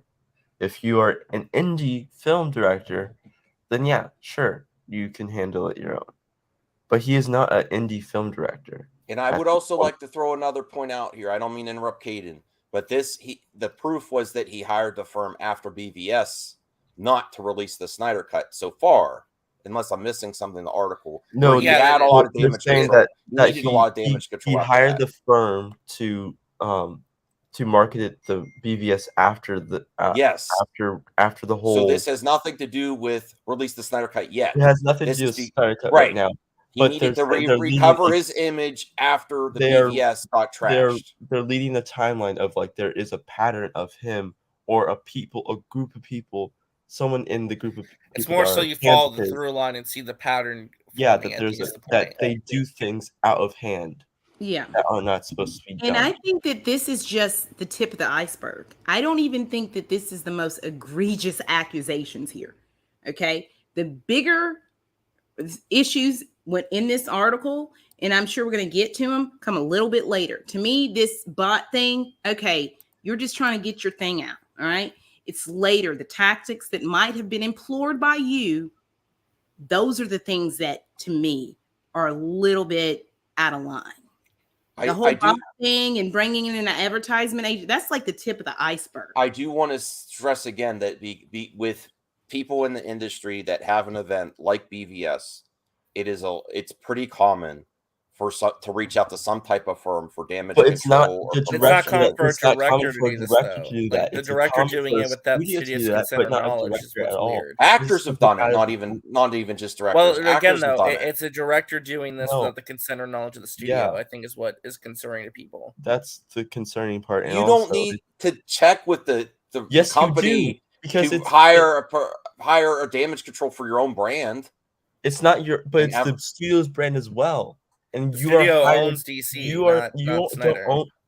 Zack Snyder doesn't own Batman. Zack Snyder doesn't own Superman. He doesn't own Wonder Woman. Doesn't own Doomsday. He doesn't own Lex Luthor. Guess who does? Warner Brothers. Guess what he's doing? He's marketing those characters on his own with another ad agency without the knowledge of Warner Brothers. Mm-hmm. But again, I think that we need to get into the meat. I want to play more because because the bot issue to me is a distraction, because when you read that article, he doesn't ever say I didn't do these things when she talked to him with some of these other things, and that's the stuff that we really need to be paying attention to. But it's all smoke and mirrors, and we're paying attention to the bot stuff. Yeah, right? That's true. That's true. The Ashley. other things are the things that really need the attention. Yeah, but we don't know if she asked him. No, it's not. That's why I want to play. Let's play more. Hold on. I want to play more. Yeah. Hold on. Before we move on, John Paul, that is incorrect. They said that 3 to 5% is the normal number of bots trending in the events. 13% was added, and they went into look into that 13% and found. Well, yeah. If you listen, they even discussed how 13% is a very abnormally. Well, high there's number. other info out there, including from Enosh's show with Silent Scotty. So there's difference of opinions on this. Yeah, no, I'm. There's sure opinions and then there's facts. Well, no. Silent Scotty works in the industry. He said, as far as I'm going by his word. He works in the there's bot other info out there industry. too. Yeah, He's I'm not working. downplaying, but No, I there's know, bots. I know. No, I know. I want to play more of this. Yeah. Yeah. Yeah. No, it is. I think that was sort of the most chilling takeaway from my Rolling Stone piece is that two people said to me, this is precisely a blueprint of how to weaponize a fan base. Because in this case, it wasn't just for, hey, everybody go see the movie or, make this movie trend or it was to get this movie made. And if executives didn't fall in line, they suddenly were attacked on social media. I know the Warner people sort of feel like they were a little vindicated by this story. Some of them do, because it got into a lot of the machinations behind the scenes and what was going on and how they were trying to deal with this. But a lot of the Warner people don't look great here, especially the CEO, Jason Kilar, who was essentially bowing to this army and giving Zack Snyder whatever he wanted. See, keyword. He says that everyone's been saying. It doesn't make anyone in this article Everyone look looks good. bad about this. Everyone looks bad in this. So anyone who's saying like, "Oh, this is a hit piece," no. If it's a hit piece, then it's a hit piece on Warner Media. It's a hit piece on Zack. Yeah, that's the big distinction. This does not paint anybody in a good light. It actually paints a lot I'm gonna go. Let's go ahead and read this beautiful $5 super chat. Thank you, Skywalker the Jedi. Says, breathing in that sphere I can hear in your voice. Why crawl all you won't change anything. Thanks, Max, for the entertainment. Well, you're welcome. Thank you for the $5. And thank you for the super chat. You're lining my pocket, Skywalker. I appreciate that. Thank you. Anyway, what's next? Thank you, Skywalker. I say movie madness and entertainment. I think we're providing all of that every day. Yeah, and it's your opinion, and like we're not, and I don't know why things become like a personal. This like you have your opinion, and then there's another opinion on the other side. And I allow all opinions. That's yeah. That's what you can only get on MME, and you cannot find on Sil Abdul's channel. I'm sorry, not frequently unless you have to walk on eggshells. And I love you, Skywalker, but more power to you. I look forward to your success, and you're a good friend. We just I respect him too, but I don't know. Yeah. By the way, this is actually my stream, not Max's. Max's is to guest. Thank you for supporting my content, Skywalker, which I greatly appreciate as a fellow member of the Clown Table and the Scooby-Doo gang. Thank you, Skywalker. I don't know who's next you're dropping money on. Because all I'm doing is asking. Well, thank you. I mean, holy crap! I mean, this helps. This helps a lot. I'm asking tough questions because of the things that I'm seeing in the article. That's what I'm doing. Okay. Hey, I want to remind everyone that memberships are only 99 cents on MME. Yeah. Become a member and keep throwing me more money because I appreciate it. $5 super chat. Hey, Skywalker, I'd love to collab with you soon. I'll come on your channel. I know Sil might not be able to be there. I much respect to what he does. I like to ask hard questions and to push back on things. That's what I do. I don't care what it is. But just so we're not missing the point is that this made Jason Kilar look bad too, and it's making some of the Warner Brothers people look bad too. This is not just an exclusively Ray Fisher and Zack Snyder thing, which I think is important to know. Because this is actually the people who wrote the article talking about how this doesn't paint anybody in a good light, is what the point is. So anyway, let's keep watching. Sometimes opposite of what his own executives were advising him to do. And, it turns out that maybe all these fans weren't actually real people because the audience for the Snyder Cut on HBO Max was not as large as some of the other DC movies, right? Correct. And in fact, it was like for all of that noise and all of that, news cycle, at the end of the day, it ended up either somewhere between 6th and 8th that year in terms of how it performed on HBO Max. Movies like Suicide Squad did much better. Wonder Woman 1984, which had actually opened a month before the calendar year 2021, did much better. I tried to watch it. I got 10 minutes in. It's not good. A 4-hour version of a bad movie is not better than a 2.5-hour version of it. Well, I disagree with that. I think that's good. Thank you, bro. Thank you. Another $5 super chat. Thank you for another $5. Let's go. No problem. Come over to the Sil Nation and the Mikeyverse for actual information, not emotional bleeding over YouTube stream. Much love. I don't get it. Like, we're going over information in an article. This is no emotion. Like, but Zack Snyder doesn't pay my bills. You're paying mine. You're paying mine. I don't. So. I like, for me, this is, I go on YouTube and I discuss things that are happening. So I don't know. I know. He's just dropping the $5. Drop me a big one. Drop me a 20. Come on now. Don't skimp out on me. Come on. You want to? I need my fill of Scooby snacks. Pay for my Scooby snacks, please. Wow. I did. Well, that is. Yeah. I need my Scooby snacks. Come on. What's up, Antonio? Yeah, I kind of disagree with him. I don't think this guy finished the movie, personally. No, I disagree with Matthew Baloney. I think that Matthew Baloney's talking out of his ass saying it's the worst movie. I think that's actually wrong. I love the Snyder Cut. Have you seen Wonder Woman 84? It's objectively a better movie. It's objectively a better movie. Have you seen Wonder Woman 84, bro? So no, bro. Like, no. You talking about Skywalker. Oh my god! Wait, what? Skywalker's laying down the. I'm telling you, Skywalker wants Make all it the rain, smoke. Skywalker. He wants Hey, I have no all the problems smoke. with this at all. He wants all the smoke. The only problem I have is this is not my stream. God damn it! Hey, I know. Skywalker, I'm the one being paid. I might stream at 10. I might stream at 10. You know, I might stream at 10 tonight.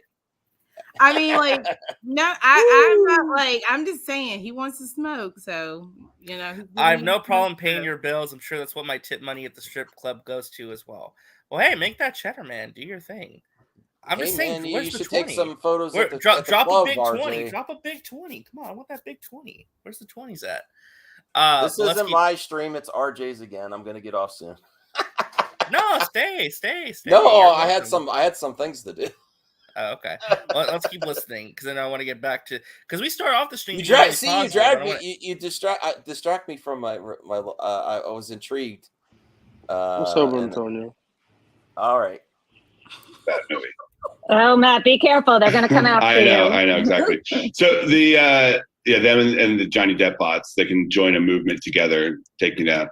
The behind the scenes on this was crazy because Warner's was freaking out. I mean, I remember covering this stuff as it happened. Damn. And some of the death threats they were getting, executives getting, pictures of themselves decapitated on Twitter, and the head of I'm not worth the 20, but you dropped me 25. $5 increments. What? Oh my god. Well, there you go. Yes. Do you want to come on? Do you want to link? Do you want to come on the show? Hold on. Where's the clip? The clip? You want to come on the show? You want to come on? Do you want to come on then? Do you want to come on? Do you want to come on? Do you want to come on? If anyone wants to come on, do you want to come on? Oh, this is great. Who was it that deactivated her account because of the online abuse? Diane Nelson. Yeah. Yeah. I mean, it's just crazy. And are you sure? Are you sure you don't want to come on? I mean, it might be cheaper if he came on versus like communicating in the chat. I don't mind. He's working you, RJ. He's distracted you from saying what you want to say with money. I mean, you're not even saying anything. Keep it coming in. That's fine. We're just gonna let it play. I'm letting it play. And I think that they implicitly blame Zack Snyder for this. Do you get that feeling? Absolutely. I would say that of the 20 plus people I talked to who were involved with these two movies and ensuing drama, believed that Zack Snyder was manipulating his fan base behind the scenes and believed that he was working in tandem with Ray Fisher, who sort of became the conduit for a lot of the negative tweeting of some of these executives.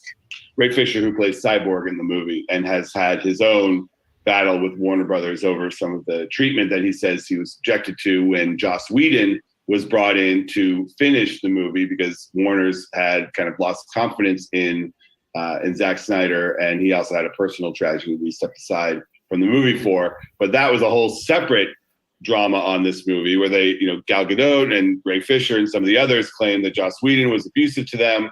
And, I just feel like at this point, this movie has become, one of the it's like an albatross around Warner's neck. They just want to pretend this movie goes away. What do you think the takeaway is here for studios dealing with this new reality?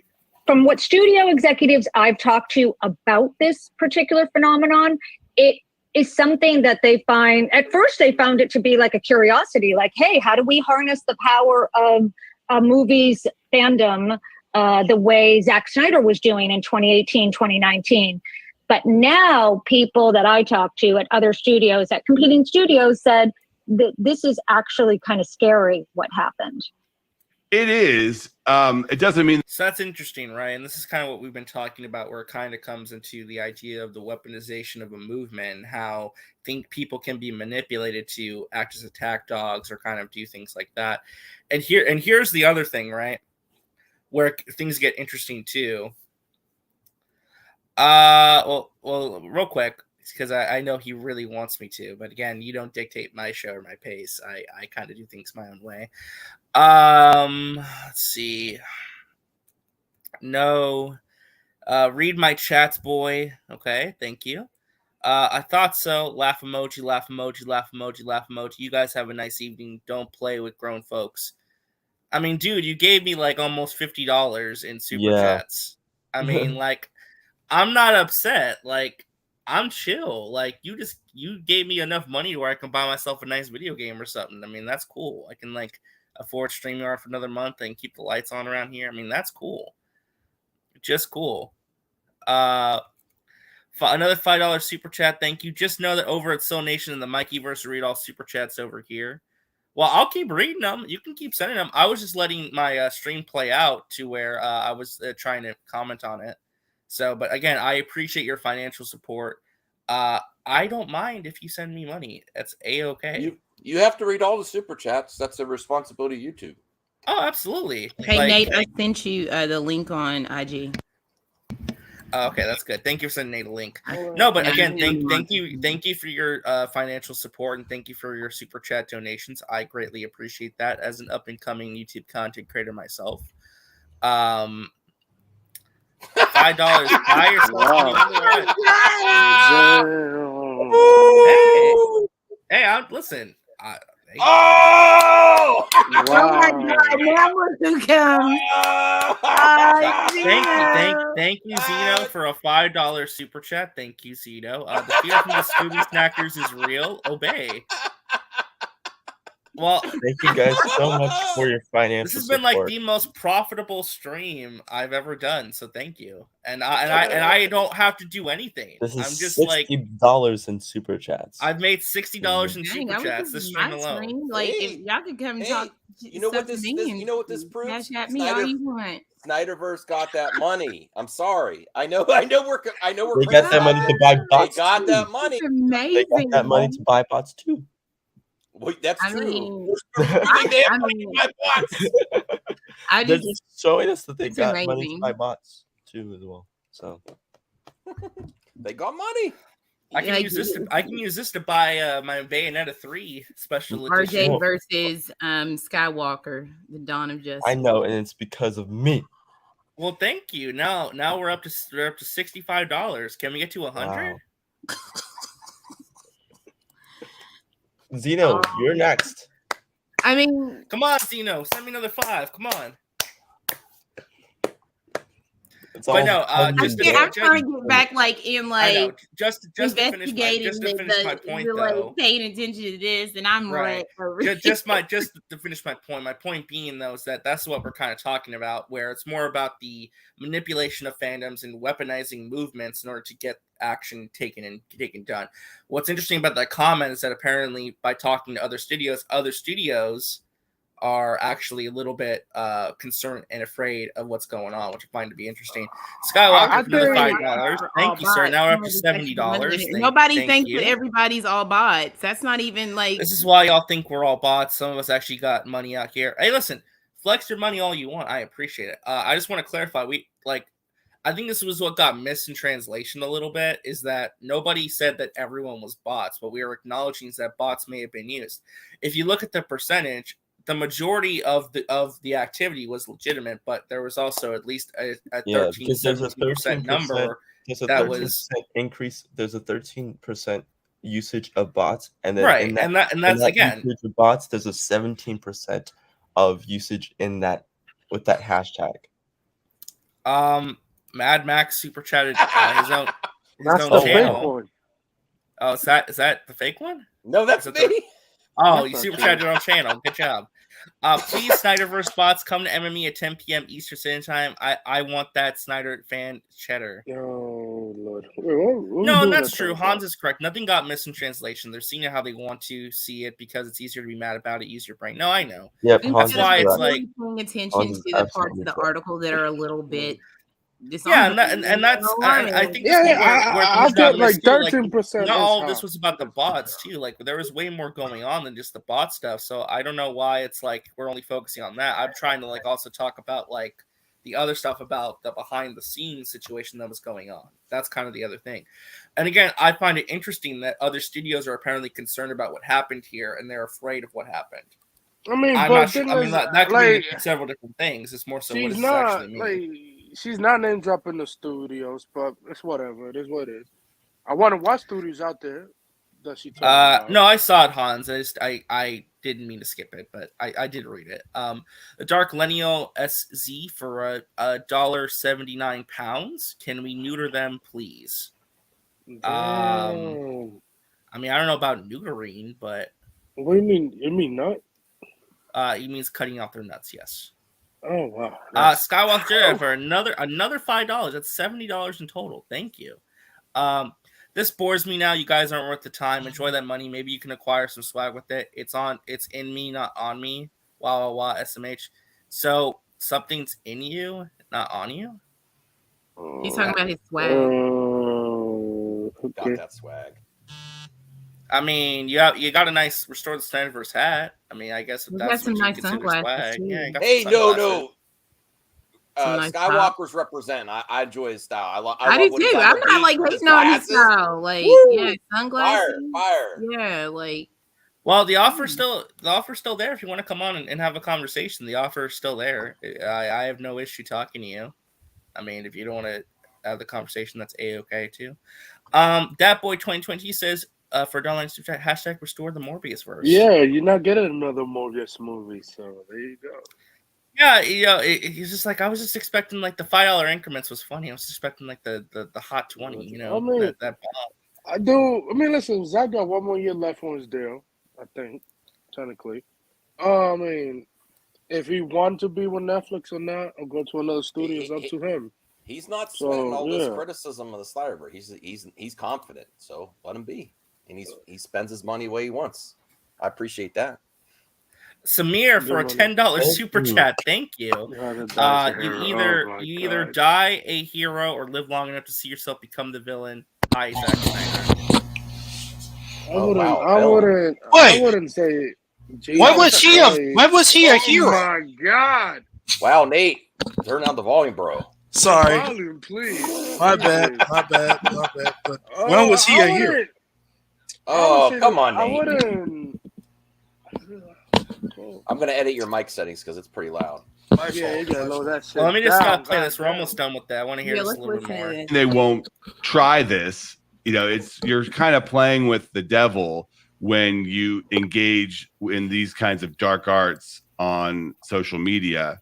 But for studios and filmmakers, it's probably worth it in some cases, especially when you've got a problematic property. And the DC movies for many years were considered problematic, especially the ones that Snyder had a lot of involvement in. You go into a detail in the story about some of the early cuts of Justice League where it was deemed a total disaster and they were freaking out about how to deal with this. So yes, I'm told there was not a dry eye in the house when it first screamed, and not for good reasons. And not because they were wrapped up in the Superman's mother conversation in the movie. So Correct. yeah, so so when you get into these situations where you, as a head of a studio, have spent $250 million on a movie, and you're in that screening, and it's just terrible.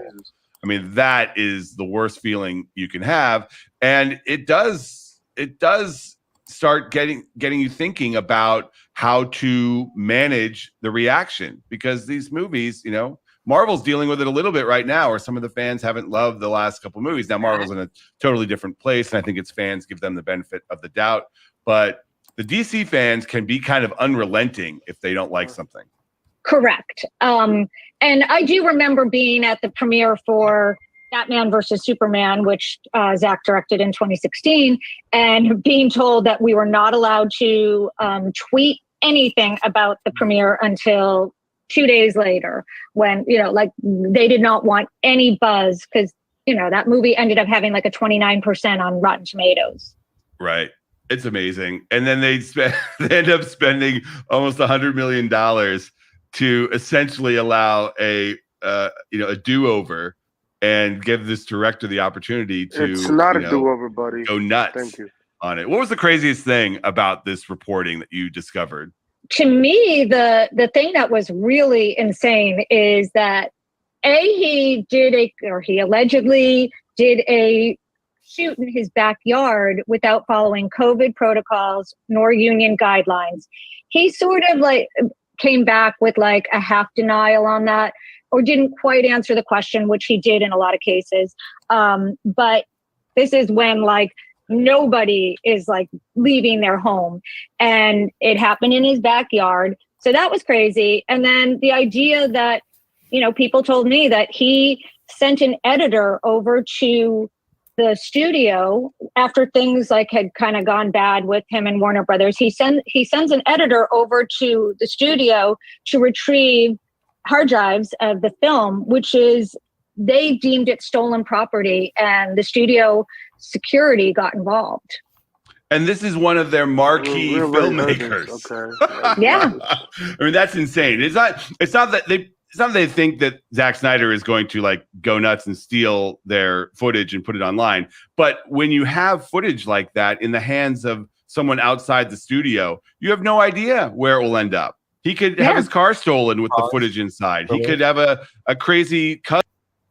Okay, so when they mentioned, as previously on the article and just now again, about the COVID protocols. It doesn't matter that you handle the COVID protocols by yourself. It is not studio logged in and studio mandated.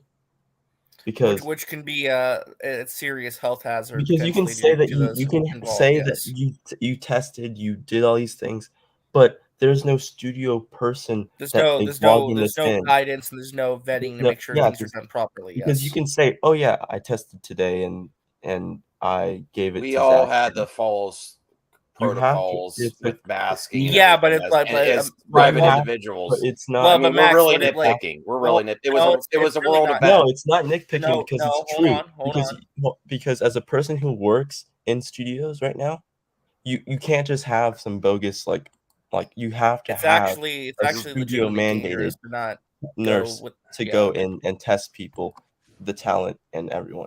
Mm-hmm. At least he tried. I mean, I know he tried and he was denied.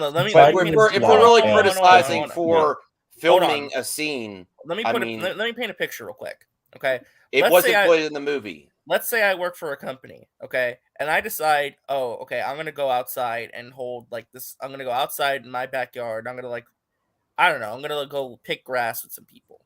Okay, I get a small crew, about 10 people. Now the company has guidances in place, and there's a pandemic, and everyone's getting sick. Okay, if I'm not going by the book and registering these things, and people get sick, and they work on other projects, that puts those other projects and the people working on them in danger. Because I'm not vetting and actually logging things properly in the system. That way I know where people have been and where they've been exposed to. It actually is kind of irresponsible. Because it's not just if you film it's not just that group of people, but it's also what other projects they go to. If you film anything on your phone, if you're an artist, a director, and you film anything in your backyard, that's against protocols too then. No, it's COVID protocols, Max. But if you film yourself at your house and you're a director and you have that capability, you're against protocols. Even but he wasn't using the phone; he was using talent. He was using actual cinematographers and cameramen and actors. He was using actual crew that he was denied to use, and he did it himself already. And also, 4,000. No, that is false. They paid millions of dollars to have like robots and testing. I mean, I understand your that's point. why Tom Cruise had that big outburst because he's like, we're spending in my opinion, wait, hold on, downplay that. It actually is. In my opinion, when it's a scene with one actor not interacting with other actors, it's not a big deal to me. That's why Tom Cruise had that big rant, because he's like, we're spending millions of dollars from the studio to make sure we are being safe. That was in the rant. But do we actually? Also, you're flaunting those people. The unions. You're going without the permission of the unions as well. I think This those isn't people that like was some there. like, oh my god, what? This is like. This Well, is let's not be naive that this whole scenario was not usual. The whole road from the to the release, it's very unusual. Yeah, everything was unusual. The world environments were unusual. I'm not going to condemn the man for shooting one scene. No, I understand with one why he did it, actor, but again, with the you have crew to back understand 10 feet, filming, wearing masks. I'm not, During the you height know. of the But again, pandemic, it doesn't I matter. mean, you might say I'm downplaying shouldn't have been doing that to begin with. It doesn't matter if he did it himself. He still did it without the studio representative to log it in. Because the studio themselves have to log in a production and log in if it was safe. Robert Meyer Burnett was on the show yesterday saying I would have done that shit too. Robert Meyer Burnett, he's a passionate filmmaker. Is he like our moral compass? No, I'm not saying that. I'm saying that's my opinion. That it's not. I have no problem. I respect all your opinions. To me, it's not a big deal. It's a big deal. And remember, hold on though. This was during the peak of the pandemic. This was in 2020. This was during the peak of it, right at the worst of it. When people were afraid to go outside. This wasn't like it was like during one of COVID. Only essential businesses were open. Yeah. And he doesn't have to respect Warner Brothers, but it's about making sure you're keeping your cast and crew safe. And it's making sure you're keeping other filmmakers safe. When they work with those same crew members on future projects. issue. It's a legal. What if they all volunteered to do it? I mean, that's another. Did they sign waivers? Yeah, is there I'm like saying his crew? I don't know. They're ride or I mean, die you need for him. that. You have to have waivers in place because then, in case something happens or someone unfortunately contracted COVID, and then that person might have died as a result of that, or had long existing. Listen, I'm not downplaying COVID. I'm not downplaying COVID. Let me finish, Anthony. Long, extended health problems as a result, and then their family or that person then sues them. That's an issue. So if there's no waivers and there's no safety precautions in place, he messed up. Then they could have sued him directly. It's not like it's no big deal. No, I'm not. Well, okay. I mean, I agree with that. Like let's take off our shiny glasses for a minute, okay, and get over the fact that you like the movies, you love the universe, and take a step back and pull that bias out of there. It's BS. It really is. Is all I'm saying. No, I agree. I just think if we accept that he took the film, all MCU fans are SJW snowflakes that get triggered easily. We are. Shout out to the. It's almost like don't forget this is also our safe space too. Snowflake and safe space. It's almost like a guerrilla type film altogether because he took it from this whole scenario. So, I mean, if you have an issue with that, you might have an issue with him even take the film to begin with. Well, I mean, it's all in the same thing. He already took the film from Warner Brothers. He worked on it himself. So it's Kal-El, can I say something? Kal-El, yes, I am. Okay. Don't come at me because you don't know what I do for a living. So sit down and take several seats. Okay. How about that? Yeah, people Kal-El. Some people really care about that. And I don't downplay people's health. I don't. I'm just saying. Like the thing is that Skywalker, Sil, and Mikey, they don't work on studio sets. I do. They don't. No. Widow, Ashley, she knows stuff about health and safety. Yeah, exactly. So being Ashley actually know what we're talking about. Unlike you guys in the chat right now. So that's the difference. That's what you'll find here. No, but I specialize in diseases and control, and I've worked in a hospital with people who've had COVID, and I've worked in a COVID clinic, and I know what I'm talking about. So don't come at me about this, okay? Sure, and I respect that. I respect anyone that helps people's public health. And, yeah, I want That like to be. 2 says brilliantly calling MCU fans snowflakes and Snyder cultists have been crying over this article for the past few days. Amen. I don't Let's see finish nobody this talk article about the before I have to probably ban people. I don't know. Doesn't come over and decide that he wants to put it online or something. Like, that's insane. And by the way, it didn't make it into my report, but I was told that he did release things online that were unauthorized, like key art. So you would have posters that were that he was not allowed to do in the run-up to release the Snyder Cut. Right. So suddenly there was this mysterious towering Times Square ad, which was like, release the Snyder Cut. By the way, no one knows who paid for that. Allegedly it was the fans, but there was no Kickstarter campaign that you can point to. So must have been one really rich fan who could afford like a $50,000 a day Times Square billboard. Elon Musk. Have you talked to Elon Musk? This I don't seems like think something he'd do on Twitter. And I don't think Zack So Snyder not paid only for that. so she says that she didn't put in the article because, like we said, there's more to this than we think, and clearly there is. Like she says that he released key art posters and stuff without the knowledge of Warner Brothers until after the fact he did it. And also they allude to the fact that there was no Kickstarter to buy the Times Square building to put that thing. And then we found out, hold on, Max. Yeah. We found out that the Vero guy is actually a Lebanese billionaire. So he may have done that. There's a lot of unethical stuff across the board, including Warner Brothers. I'm not downplaying anything. I'm saying this whole scenario was weird. No, there's a lot of unethical stuff going on. Yes, across the board. They lied on him. They lied, they hijacked it. But there's a lot of unethical stuff across the board. So I would ask that you critics of Snyder be consistent with what WB did. It doesn't just one wrong doesn't make it right. It was absolutely freaking Game of Thrones up in Warner Brothers. And yes, I'm serious. I agree. And if you ever had an employer that screwed the F out of you, I'm not saying I'm not justifying wrongs. They were dead. I mean, yeah. Yeah. So I'm just explaining let's set the stage. This whole thing is a shit show, and it would be the most interesting documentary ever. And there was a lot. I would love to see a documentary. It would be fascinating. There probably will be a documentary 15 years from now. No, not even 15 years. I think in the next 2 to 3 years. If Zaslav had balls and wanted to make money, he would contact Zach and get the whole details and do that as well. A documentary about the HBO HBO. Put that on HBO documentary. Right.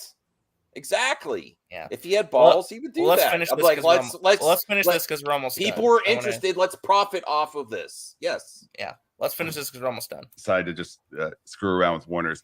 No, it's crazy. The whole thing is crazy. And it really, the big takeaway from this story that I got is how much power public people have over their employers these days, because the balance of power has completely shifted. The early days of Hollywood, the studios controlled the lives of the stars, told them exactly what to do, managed their lifestyle, got them girlfriends, boyfriends when it was suitable for the publicity. Now, you talk to these studio people, they are terrified of what the big public star is going to do on social media. And they have to appease them if they want them to post, if they want them to say positive things. And in this case, this is a filmmaker who absolutely used the power of his fans, both real and imagined, to get a studio to do exactly what he wanted.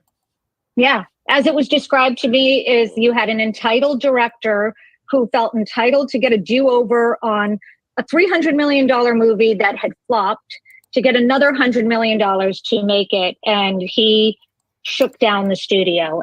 Yeah, but to be fair, they screwed him. I would say this. They screwed him. It was this really exposes her. This really exposes the bias of her, though. She's given a lot of, Well, the thing, no, she's saying what she was told. Like, she's saying word for word what she was told. It's not her words. It's something that she was told. The way she was explained it. She said that right before she said it. Listen to what she says. If it's anything, it's more so like how the people behind the scenes felt about this. Right. I mean, they both fuck each other. Zach and WB. Yeah, they were like, that's a good for each other. Fuck you too, fuck you even more, fuck you, da da da da da da da. It was like a couple that was meant to It be was just a divorced. bad relation. Like, It was It's just a bad bad partnership all the way relationship, around. toxic relationship Yeah, that I should never experience yeah, happening on again both in sides. Hollywood. Yeah. All right, before we wrap up, those are my takeaways. What are your takeaways from reporting this story? I mean, like, to me, like, everybody has a different idea of what the takeaway was, but for me, it's like he threatened 2 executives and 5 days late to destroy them on social media. And by the way, he didn't really deny it to me. That to me is like, Yeah, at the that's end of where the the article, you threat didn't deny it. really works. And nobody thinks Jason Kylar behaved properly here. But there was also a business imperative too.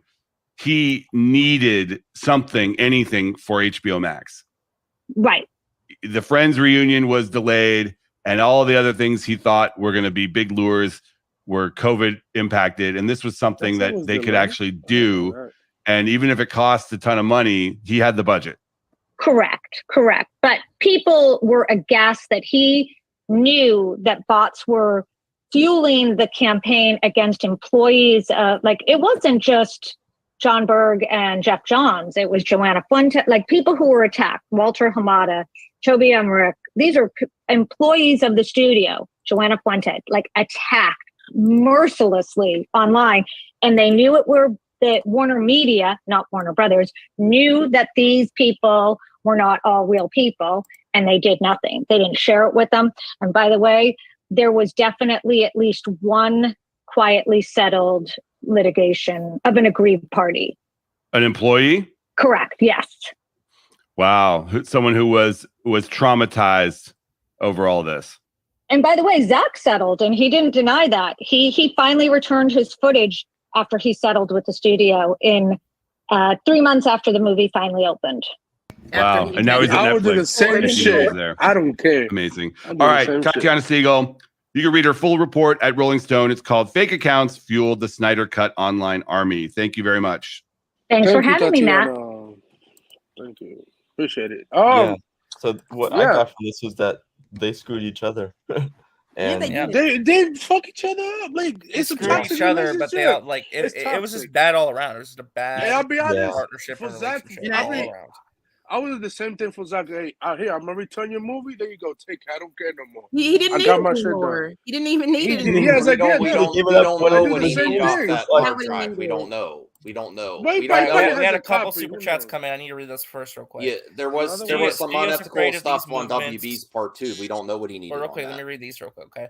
1,000-word pictures, thank you, $5. Studios afraid of these movements, proof for BS. Sony used to release more movies based off fan movement. It also flopped right after they re-released it. It So. did flop, only $88,000, which that's yeah. Another $5 from 1,000-word pictures, thank you. Shining glasses off. Zach didn't take payment to finish, just leaks it from the start. It was out of studio and non-union. No. I'll be honest, that was No, good but for the fact Zach. that, like, I'm telling you right now, there is evidence that shows you of things that he could have possibly done, and instead of paying attention to what's really going on, all of you all are like not paying attention to that. So yeah, you need to remove the thing your is, glasses and really the pay thing attention is- and think, well, maybe he's culpable here. Nobody's Yeah, saying that but- Warner Brothers didn't screw this man over. Okay, Yeah. that is not There- the point that we're you- making here. No, because we all know there that was- they They were did. given $70 million correctly to reproduce the effects and to also to reproduce the effects that was finish that the was facts, yeah. for with it, the $70 million was given to Stone Quarry, the visual effects department, to reproduce the visual effects and to reproduce the footage that was trashed in the Justice League cut. So they had to reproduce the visual effects for Steppenwolf. They had to reproduce the scene with Iris West. They had to reproduce a lot of the Darkseid scenes because Darkseid was taken out of a lot of the scenes and replaced with the new Steppenwolf design, which they had to take out that Steppenwolf design and put in Euxis again, and then put in also kind of reproduce audio. So there is a lot of stuff that was reproduced via that 70 million. Then you have a 30+ million that was for marketing. But the thing is that Zach abused that by publishing the marketing before telling or having the authority from Warner Brothers. So one side is done correctly, the other side was done weirdly and oddly. Well, I don't say one side's done correct. No, I'm saying one side is the reproduction of scenes was done correctly, while the marketing was done incorrectly.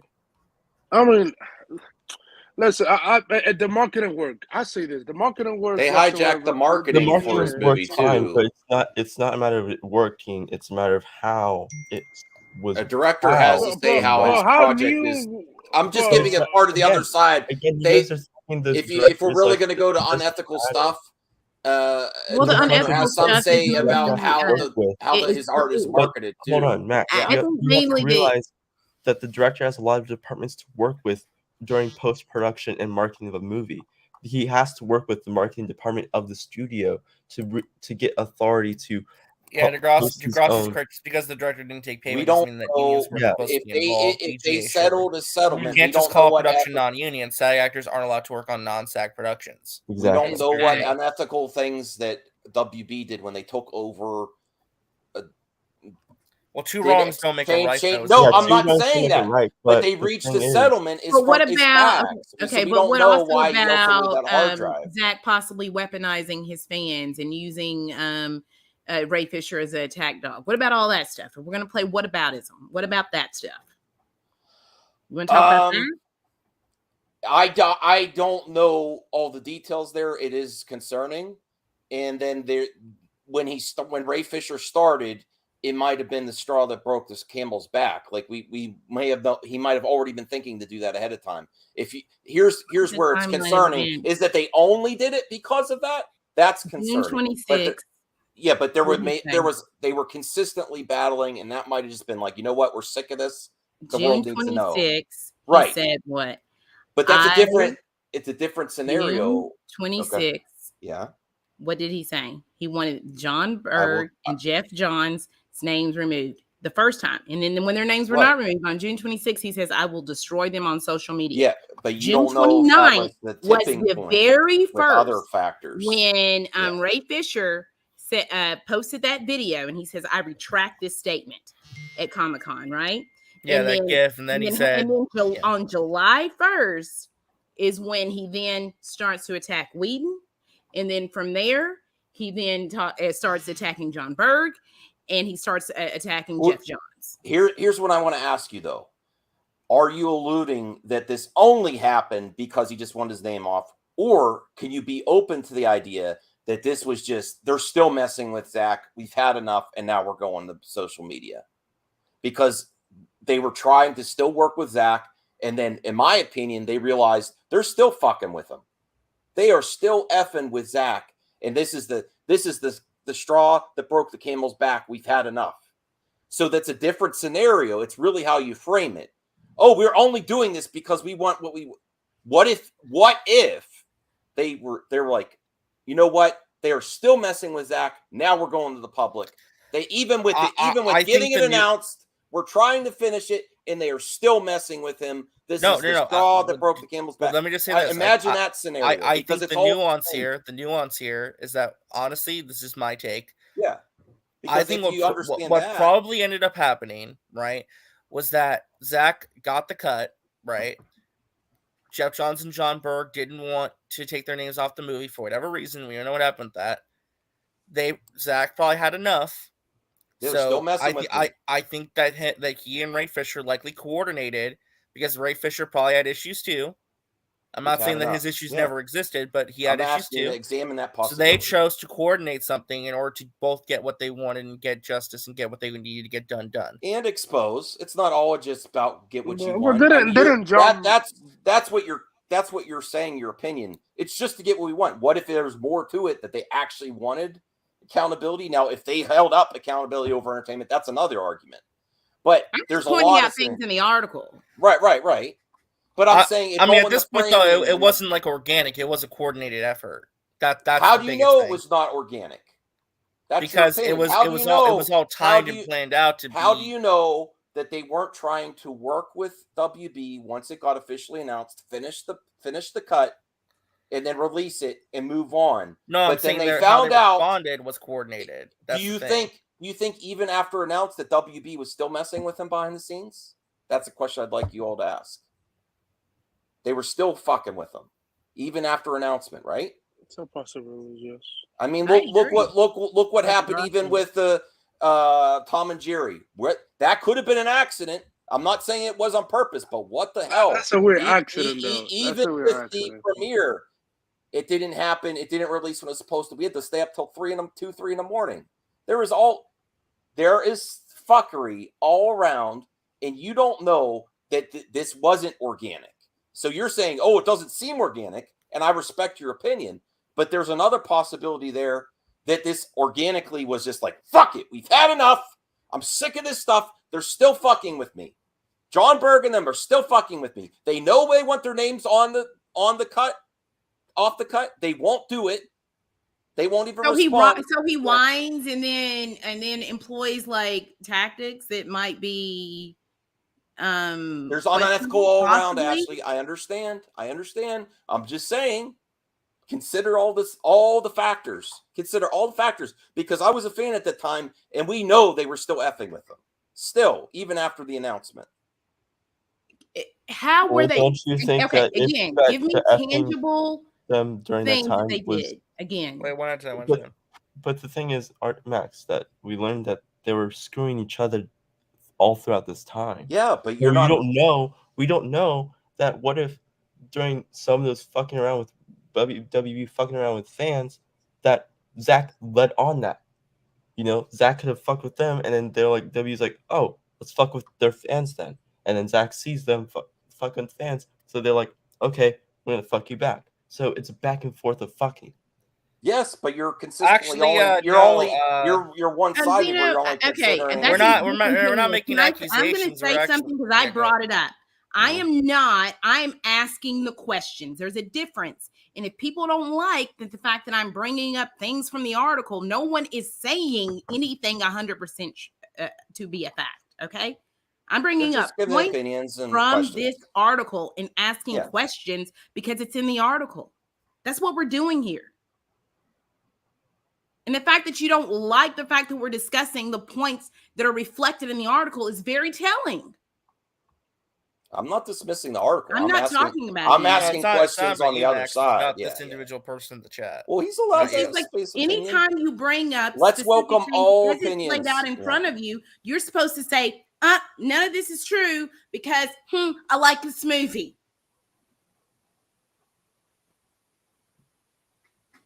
When she's a journalist and then she has to go through specific channels for this article to be released. She's not a freaking scooper, okay? I think that a lot of you get it confused and muddy the waters between a journalist, right, who's reporting on a story, and a scooper who is just putting things out there. They're not one and the same, okay? Yeah, and also I think I respect that was an opinion piece. But they are both using unnamed sources, which is fair. That's the game. You're not going to, especially for harassment, you're not going to reveal source. I'm not mad, Frank Knights. I'm a very passionate person. Okay, this is not anger. All right, I'm explaining to you guys that you're not getting it at the end of the day. You're not listening to all you do is pay attention to, oh, you know what?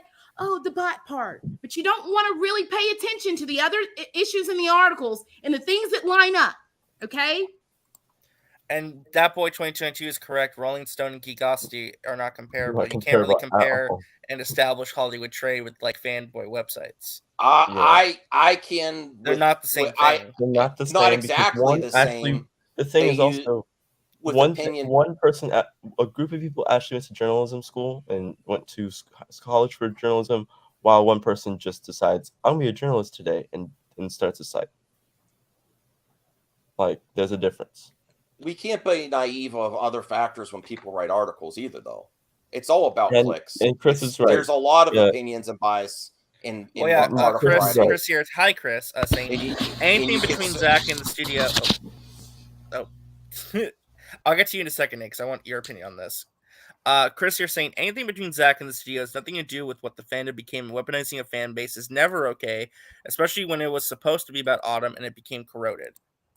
Exactly. I'm Yeah. gonna head out because I got stuff to do. I don't want to. No, you're fine. No, I I am appreciate you being happy here, with Max. I don't want you all opinions. I love Ashley's point of view, her opinions or questions, and I approve everything being discussed on this channel. And I do want to say one more thing, and I've been there from the start.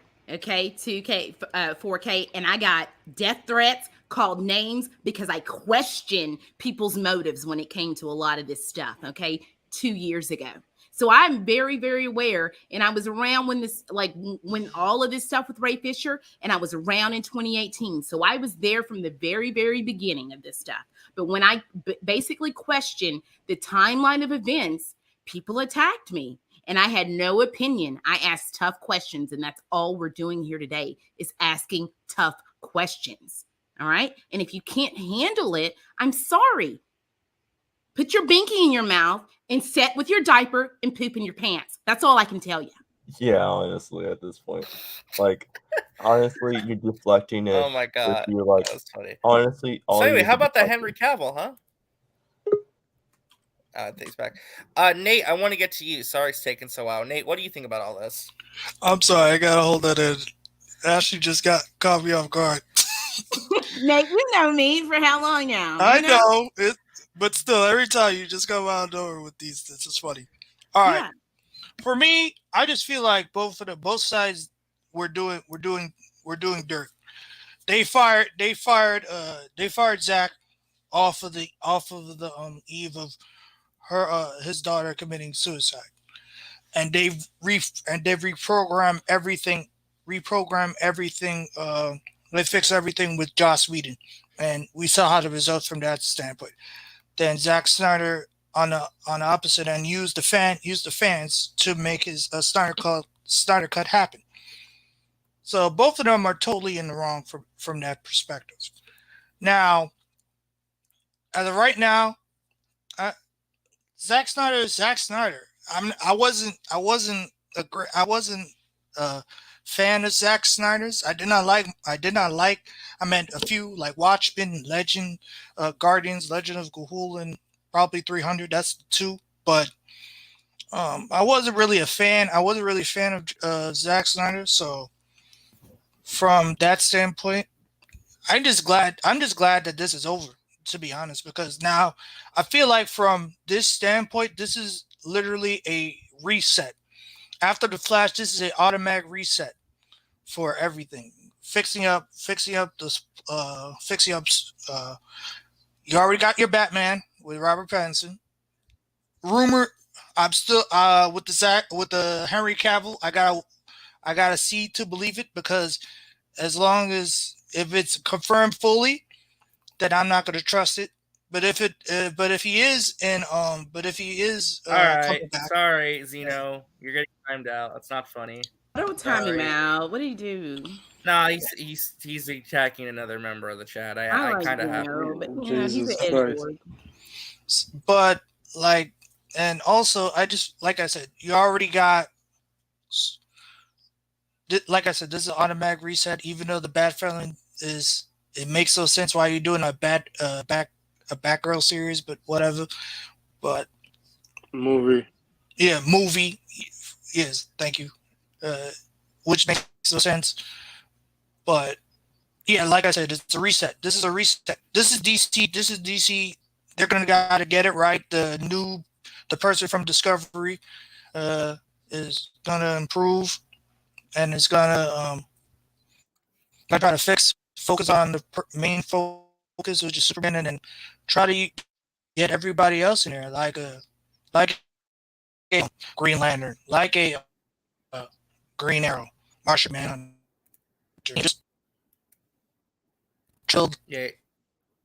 Is this me? Or is he breaking up a little bit? Yeah, he's cutting out. Breaking Yeah, up. you're cutting You're out. breaking Nate. up, Nate.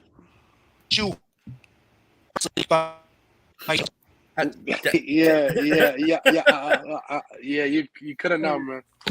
You know, I guess, yeah. Yeah, I mean, you're right. The Flash, it's not a okay. I would say that it's not a reboot. It's just a soft, just taking what movies in the continuity and stuff like that. And that would be Batgirl with Keaton, who's not going to be there for that long. And then and then whatever if we get a Superman movie or not. Yeah, I know. Sure. I was right. I was right, Matt. The Rock is the blueprint. And I was Yeah. Well, $1 billion is coming up. Remember, RJ? It's not gonna. It's not making $1 billion. I don't know about that. Probably 750. I believe it. I don't know about 750. I believe it. I believe it. There's a lot of stuff coming out. Yeah, in we're still going, October. Tony. I'm going to start wrapping it up in a couple minutes, though. There's a lot of stuff that's going on in October. So yeah. Actually, we do. I hope we get sort of announcement of the Green Lantern show. Hey, Belle. Hey, what's up, Belle? Hope you're doing well, Belle. Yeah, I hope the Flash is good too. I hope Flash is good too. I mean, Well, they from told what us we it was heard, good, but it's got great reception though. Well, from what we heard, people are saying it's good. I hope it is. Even the Rotten Tomato guy that was in that space earlier about Henry Cavill. Look at 4K B2T. You're gatekeeping. The real fans are asking the real tough questions. Listen, Yeah, it's a whole nonsense about who's a real fan, who's not. You can get the hell out of here with that crap. The Flash, I hope it's good because, like I said, from last standpoint, he needs Ezra Miller needs help. That's it. He just needs to get his. To me, I don't give a fuck about the Ezra Miller thing. I just want to see the movie. I want to see Keaton back. It's been 30 years. I want to see. I want to see how Sasha Calle do as Supergirl, as Kara Zor-El. She's not playing the Injustice one, whatever her name is. So, and then what else? Zeno didn't say. It's like Zeno said that he didn't say anything bad, did he? No, he's insulting me, so he can go fuck off. Oh, he's insulted. Okay, well that's. He also insulted another member of the chat. Plus two. Yeah, He was like, about it's like, Jeffrey. nah, it's all right. I wish you all could hold hands and get along. Nah, Zeno's a racist piece of shit. So no. Damn, RJ. Sorry, But he is you know what? racist My piece of next shit. talking piece would be this: Kat, who would you want to direct the Zack Snyder biopic that'll start on the very first day Zack stepped on the WB lot with the meeting with Christopher Nolan and WB executives? Well, listen. I want to see. One thought David Fincher, or like, good. I like that. or like Baz Luhrmann. That'll be good. Whoever, listen. If we get, I'll take it. I just want another Superman movie. if we get a Zack Snyder, listen. If we get a documentary down the road about this whole mess, which I think we will eventually, you have Walter Herman. Well, Walter came in 2018. I'll take that. Safdie Brothers could be good. Yeah, Safdie, but that would be great. Or hell, get Zack to direct the. No, that would be Zack- hilarious. no. That would be hilarious. No, Joss Whedon. No, not Joss Whedon. No, Joss Whedon. He fucked his career up. Debatable. Yeah, but you know, but like, hey, if you make I want to see the documentary about this on Toby Emmerich, what he has to say, Jeff Johns, John Berg, whatever, and all those people at WB, Zach and his wife, and maybe the Justice League cast. Have them there. Except for, I don't think Henry Cavill. There's definitely some exciting stuff on the horizon for sure, but I want to wrap this thing up, so I will go around real quick. Nate, you got anything going on? Anything you want to promote? Well, outside of doing a live stream with Dodge, that's pretty much it. Okay. Anthony, you got anything you want to promote or say before we get out of here? No. I like coming on everybody panel, but I hope we see Henry Cavill Comic-Con this upcoming weekend. And yeah, I hope DC has a bright future ahead. Yeah. Caden, you got anything you want to promote or say before we get out of here? Read more articles. Yeah, read his streamer articles. They're What are really y'all fun. doing? I have a couple of them drafts right now. Those articles are ass. No, they're not. I'm joking. I have a ranking article coming out soon as well. Should be this week or this weekend. And then I have also another what we know about article. That's mainly what I'm be writing about, is what we know about and ranking stuff. So yeah. Awesome. Yeah. All right, Ashley, you got anything going on or anything you want to promote or say before we get out of here? Stream tonight, that's happening, Captain, at midnight Eastern Standard Time, maybe a little bit later, depending on how that goes. That's the plan for now. Some other stuff in the works. My reactions are still coming, so that's what we're doing. Nice. Well, thank you all so much for being on here. Thank you, Max and Matt, for coming on here earlier. Max will be going live later tonight at 9 p.m., so be on the lookout for that. And yeah, thank you all so much for what's this? It's already begun. The line for Hall H has already begun. There's all I can't even see. It looks like it's about to rain. The stream, like the Hall H hasn't even started yet, though. Is this just for Thursday? No, Or is there's this for the whole weekend? Is this people sleeping? Yeah. Maybe people sleeping outside. Oh my god! Wow, that's crazy. People are saying, all right, 10 guys. o'clock. Don't forget this Saturday I'll be covering Oh, the I was Marvel muted panel. that whole time. I was saying stuff. Oh yeah, you're muted the whole time. Oh my god. Thank you. I was saying, yeah, this is probably Thursday. Yeah. So don't forget, Saturday I'll be streaming, probably covering the Marvel panel Saturday nights. That should be a lot of fun. I'm debating if I want to go live on Friday or not for the Marvel animation panel. I probably will. We'll see though. Maybe I'll mix that in with like some other stuff. We'll see. So definitely stay tuned for the San Diego Comic-Con coverage on all of our channels because that'll be a lot of fun.